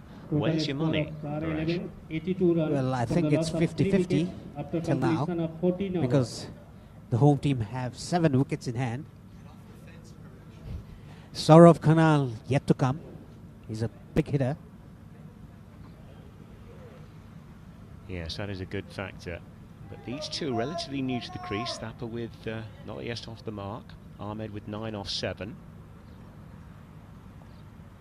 Just worked away on the onside. There'll be at least 1 single. That's all they will come back for. Singh's bowled pretty nicely, hasn't he? He's been very tight thus far. Yeah, he batted very well. Yeah, he's superb. It's been a good all-round performance. And he's bowling well as well. Yeah, Varandeep Singh has had a pretty good day at the office, it's safe to say, having had 12 hours on the coach yesterday. Oh, looking for a swing and a miss outside the off stump, and that pressure just starting to build now. That was a very sharp turn there from the bowler. Oh, he's got hold of that one. Has he got all of it? He has. Yes, indeed. There it goes. Very, very useful maximum. 5th of the tournament thus far. Yeah, Tulbahadur Thapa is known for his hitting. That is what he showed the last ball. And look at the replay here. Connected beautifully for a maximum. Is this the over that's going to turn the match or get the match on Rupande 11 side? Yeah, new balls required because that one's disappeared out of the ground. 43 off 33 is the equation. It's a good little game actually we've got here, Paresh. Yeah, actually there are 7 wickets in hand. That's easily gettable, in my opinion. If they don't play a rash shot or lose their wicket, lose the two or three wickets in 1 over, it's the easy chase. Yeah, that 6 really giving us the impetus. Oh, he's got a bit of luck there. It's an inside edge and it's run away for 4. Oh, no justice whatsoever from the bowler there. Singh, another boundary. Leg by, shown by the umpire. Let's see the replay. I think the bat, it was an inside edge. Yeah. I think just a little bit of a nibble on it.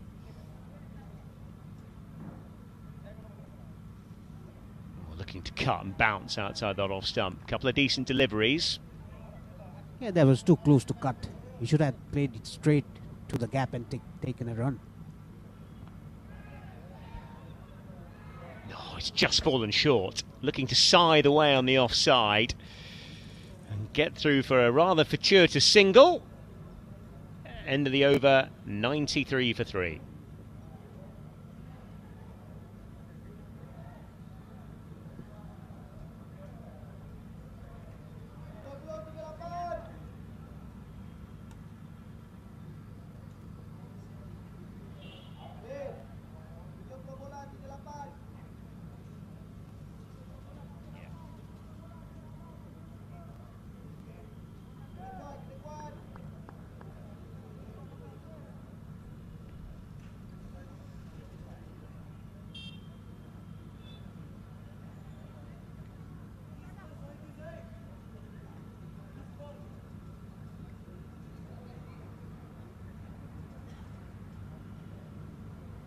Side Aziz will continue. Bit of a mixed bag in that previous over. Oh, big shout for LBW. That might be close. Just drifting down, I think. Yeah, he bowled a leg cutter. I think it was pitched on line, and it went on the offside. Oh, did it pitch outside leg stump? Yeah, tight. Very tight. Hawkeye would have been interesting. Might have been an umpire's call. Smeared away on the onside. This might well be out. And it, oh, no! Oh, bit of a juggle. Oh, and taken in the end. And that's a very valuable wicket indeed. Taken by Anul Hafiz out there on the rope. Tulbadur Thaba going for a big one. Couldn't connect it. The fielder made a simple catch, a bit difficult by juggling the ball, but taken it safely. 4th wicket is down.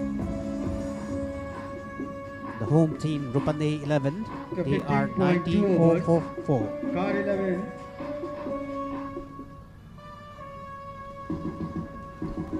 for 4 wickets.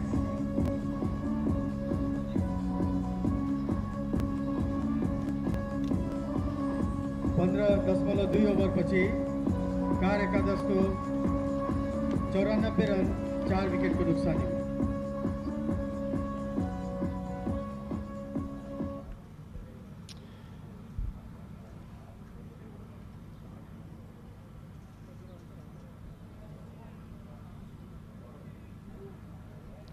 Wow, another twist in the tail. That run rate now 8.14.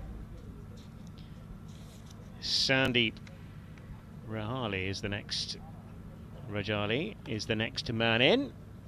38 off 28, 6 wickets in hand.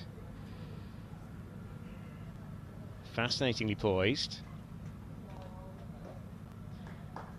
Another single added. Much better comeback over here, you would say. Yeah, I think it's still 50-50 for the both the teams. Like I said earlier, they had 7 wickets in hand. They should chase the target, but the wicket fell. So Saurabh Khanal yet to come still. Yeah, that's the thing, isn't it? The 2 men aren't set.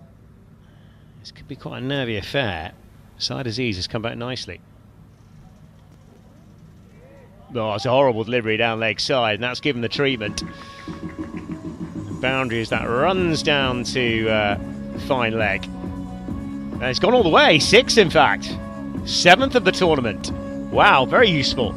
Yes, the first match of the tournament, and 7-6 is already hit.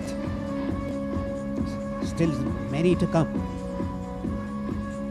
And was that a no ball? Was that off of waist high? It's very interesting to see that.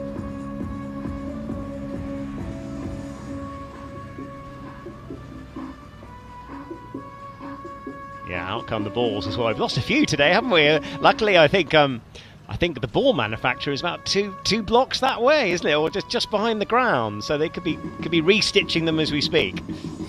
Yeah, Johnny, good one. Yeah, no, fascinating first game of the tournament.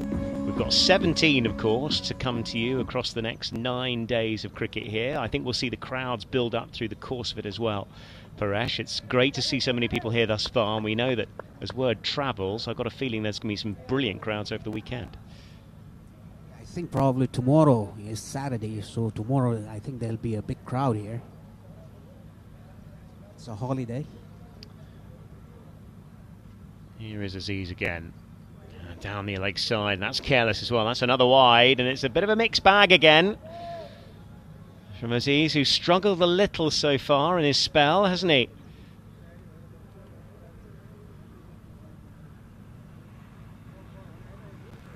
He's trying to bowl that leg cutter, but he's bowling on the long line. And that bounces outside the off stump. It's that length has been the one that's been difficult to play all the way through the course of the game. Yes, exactly. And when you use your shoulder, it bounces. really bounces. It's that kind of a pitch. Yeah, you don't want to be short, but if you can just dig it in around back of a length. That's swatted away off the back foot. Very nicely indeed, in fact. That'll run away for 4 through backward point. And the mixed bag from Aziz continues. Another boundary. Yes, that was played very well. Good square cut. Right into the gap. Yes, look at the replay. Played it late. That is why he got the gap. 106 for 4 at the end of the over.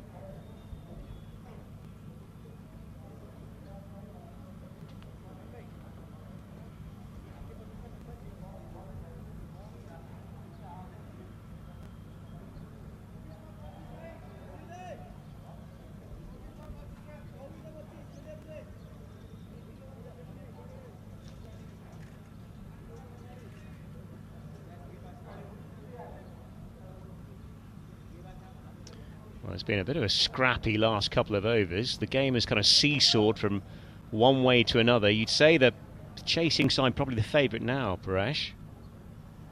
Yes, I definitely think so. 26 needed of 24 balls. 6.5 is the required rate when it was above 8 earlier. Yeah, Mohamed Amir Azim is the man in possession, and that's hammered through the leg side, and that'll be another offside, I should say, and that'll be another boundary through extra cover. Bit of width offered, and well, the home side are cantering to proceedings here. Beautifully done, beautifully square cut. That the fielder had no chance whatsoever. Yet another boundary for the home side. 24 off 23, and it's funny, it was about 9 and over, probably about 4 overs ago, and the home side just left alone outside that off stump. Nice bit of bowling. He thought that's a wide. That's why he left the ball. Hammered through the offside, through extra cover. That's another boundary. That's a good bit of batting as well. Overpitched and dispatched. Now I think definitely the home side is on top. Look at the cover drive. It reminds me of myself.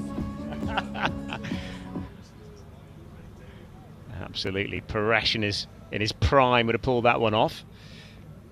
Oh, again, that's a good ball of a good length. It just bounces a touch and they'll just wriggle through for a quick single. I think the home side are in control at the moment.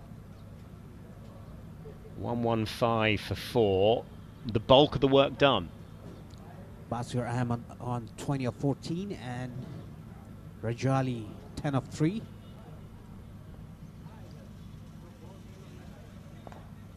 Full toss, and that's driven. There is a man down there, so it'll just be the single. Yeah, run rate 5.74. End of the over, 116 for 4.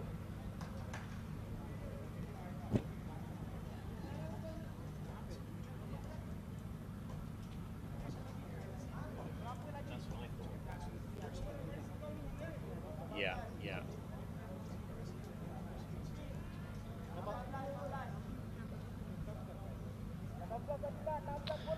So 116 for 4.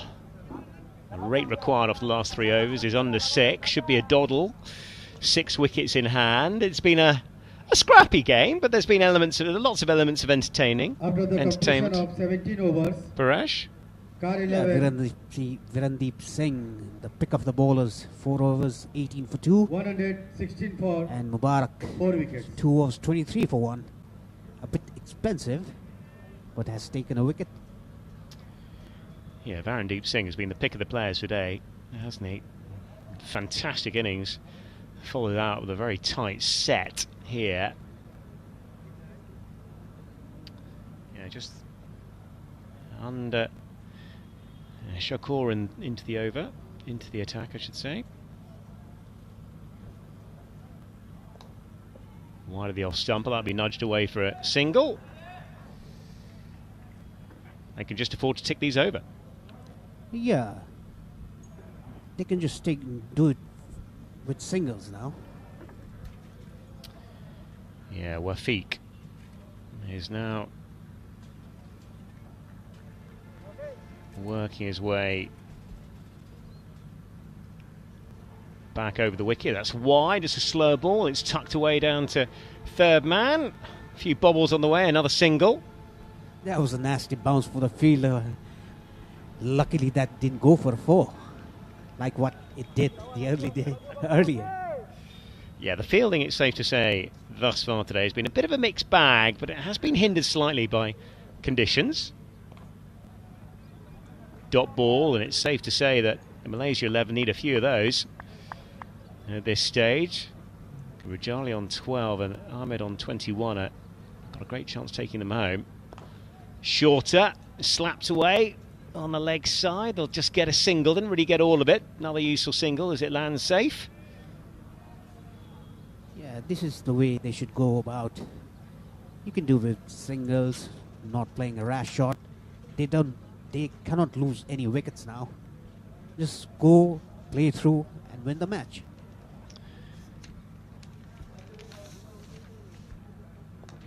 Again, just nudged away on the onside. They'll get a quick single, will they? They do. They get home. I tell you what, a direct hit might have been tight. That's very well run.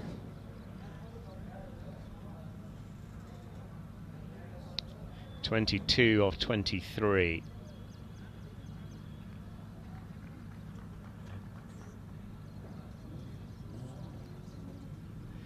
Swing and a miss outside the off stump.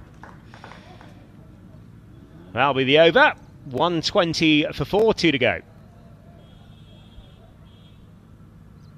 After the completion of 18th over, Car 11 120 for 4 wickets.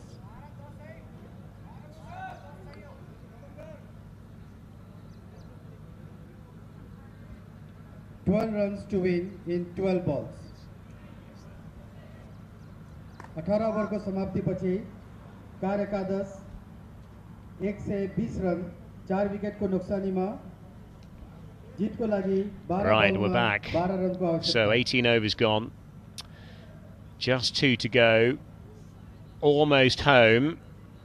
22 off 23. Need some dot balls, it's safe to say. And it'll be Sarazul Azat will be the man entrusted with the penultimate over. Getting some nice views of this ground, which is a lot of work has gone on in the build-up to this tournament. It really has been a terrific effort on logistics. 12 off 12. Run rate is 6. Ooh, driven down the ground. Where's that gone? Oh, it's gone through his hands. Oh, that's disappointing. Well, that's exactly what the Malaysian 11 needed. And it looks like a bit of a drop, I think, by Sharvin Maniandi. He'll be disappointed with that. Yeah, it'll be interesting to see in the replay. Played obviously.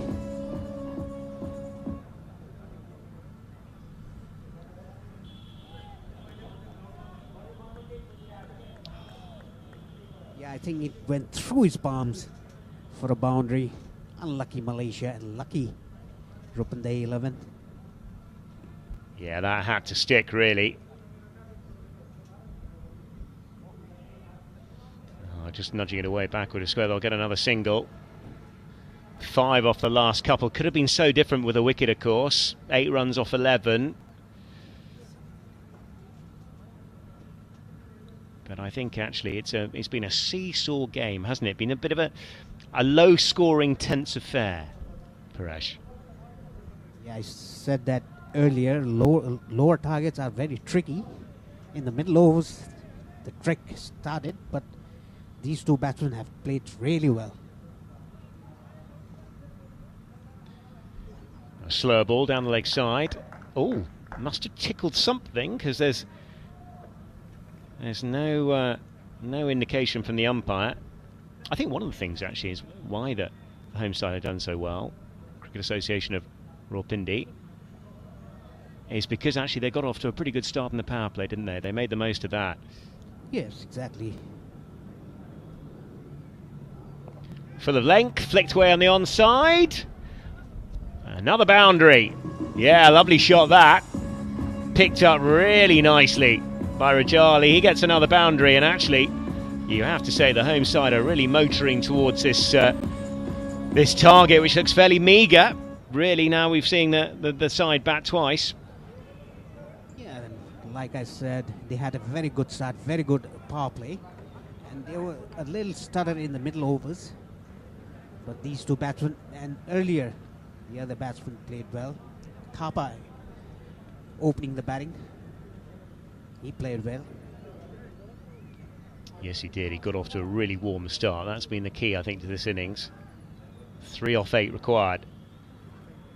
Swing and a miss, slow ball outside the off stump. Nice change down. It's not necessary to do, just hit the ball now, just touch the ball, run. Just 3 runs required of 7 balls. Absolutely. And of course, a win in your first game, so handy, isn't it? Just to get off to a good start in the tournament. 3 off 7. Another slow ball, hooked round the corner. I'll just get a single. Tied it up eventually down here at fine leg.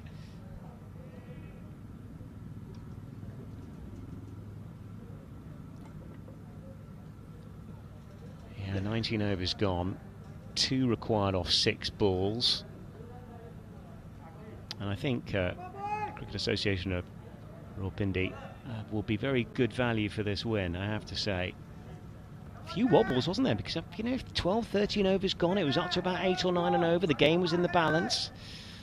But just, I think the Malaysian 11 just can't take their eye off the ball, really.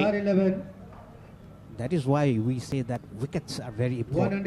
130 runs for the loss of 4 wickets. To win, 2 runs in 6 balls.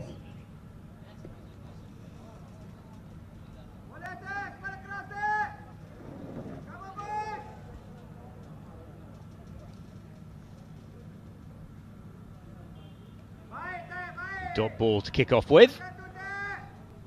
Zabani is the man in stride, or taking the final over. Just a couple to win. 5 overs to go.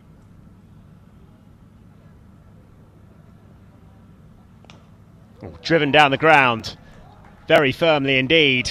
Will that be it? It is. 6 to finish. And what a way to finish.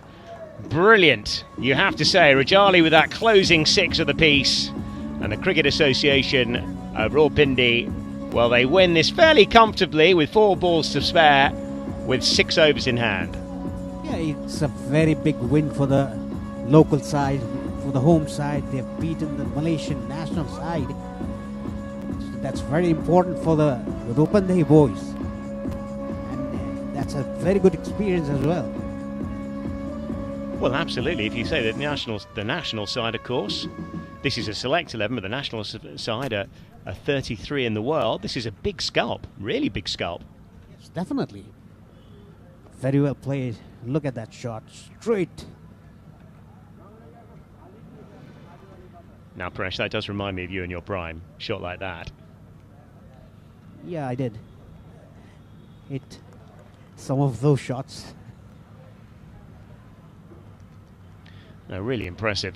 And actually looking back through the card, Prajol Thapar actually got the innings off to a terrific start with 38 from 32. Dev Kanal as well, 22 off 34. That was the key, wasn't it? That opening stand, looking back at it, 52. And that was the platform for which they went on to get this very good victory. Yeah, that was the platform to get this victory. And these two batsmen finished it off very easily. Yeah, they did, with 6 wickets to spare. Yeah, just looking at the highlights here. Just a shuffle, hasn't he? Maybe a step. And balls. Look at that. He's going very big. Lovely. Picked up very cleanly over the rope for the second maximum of the innings. And here we are. A quick look at the replay. Yeah, we're just going through the sixes. Shot into the leg side. Through this afternoon. I think we had 7 in all. Actually 8 actually with that one to finish. At the replay here. Connected beautifully. For a maximum. And ball striking, we might see through the course of this tournament, is going to be really important. Was that a no ball? Yes, it will be because of big hitters in Nepal. From Nepal. From India, I think. India, even Bangladesh. Yes, look at the replay. We'll see big hitters. very late. Yeah, just going through the boundaries here in this package. And actually there was the finishing one down the ground up towards our commentary position. We're just away to that left-hand side. But yeah, it was a really good solid win. 1:36 before to finish. And well, in that first game, Paresh, I remember your marker about halfway through the beginning of the first innings was that 150 was where you needed to be, and that's probably proved right, hasn't it? That was the kind of figure that we needed. Exactly, because this wicket has been used earlier. I mean, it was, I mean, just 6 or 7, the curator said it has been just 6 or 7 days that the wicket has rested. Before that, there was plenty of cricket played here. That is why you can see that it's very dry. I went in the morning and saw the wicket, touched the wicket. It was very dry, and the ball might taken a mud or two. The dripping ball might have taken a mud or two from the wicket. So I think I said it will definitely turn.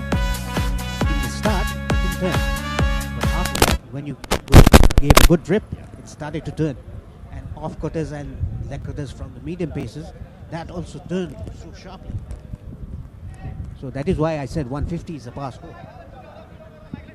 Hello. Paresh, do you think that Hello. often you see in Asia and the subcontinent, you see that taking pace off the ball is so important on wickets like this, isn't it? Whether you're the quicker man or the slow one, and having variations as well. And it's providing you don't drop short or you don't drop too full. That in-between length is very difficult to get away. It's very difficult. That is called 6 meter, right? It's very difficult to get away, either go forward or go backward. So in the depth overs, never bowl left. You should have a plan. I mean, if the batter is moving around, you change the angle, keep the fielders with your plan, and ball there. Ball outside of some jokers, or ball short balls outside of some thread line and deep point. That is the plan you should have if the batsman is hitting that way. And we saw actually that in-between length, as you say, where you're not quite sure whether to prop on that front foot or take it on the back, but that's where the bounce was probably most indifferent to them. Exactly. If it's really short, you'll definitely be hit. The highlights, let's see the highlights again.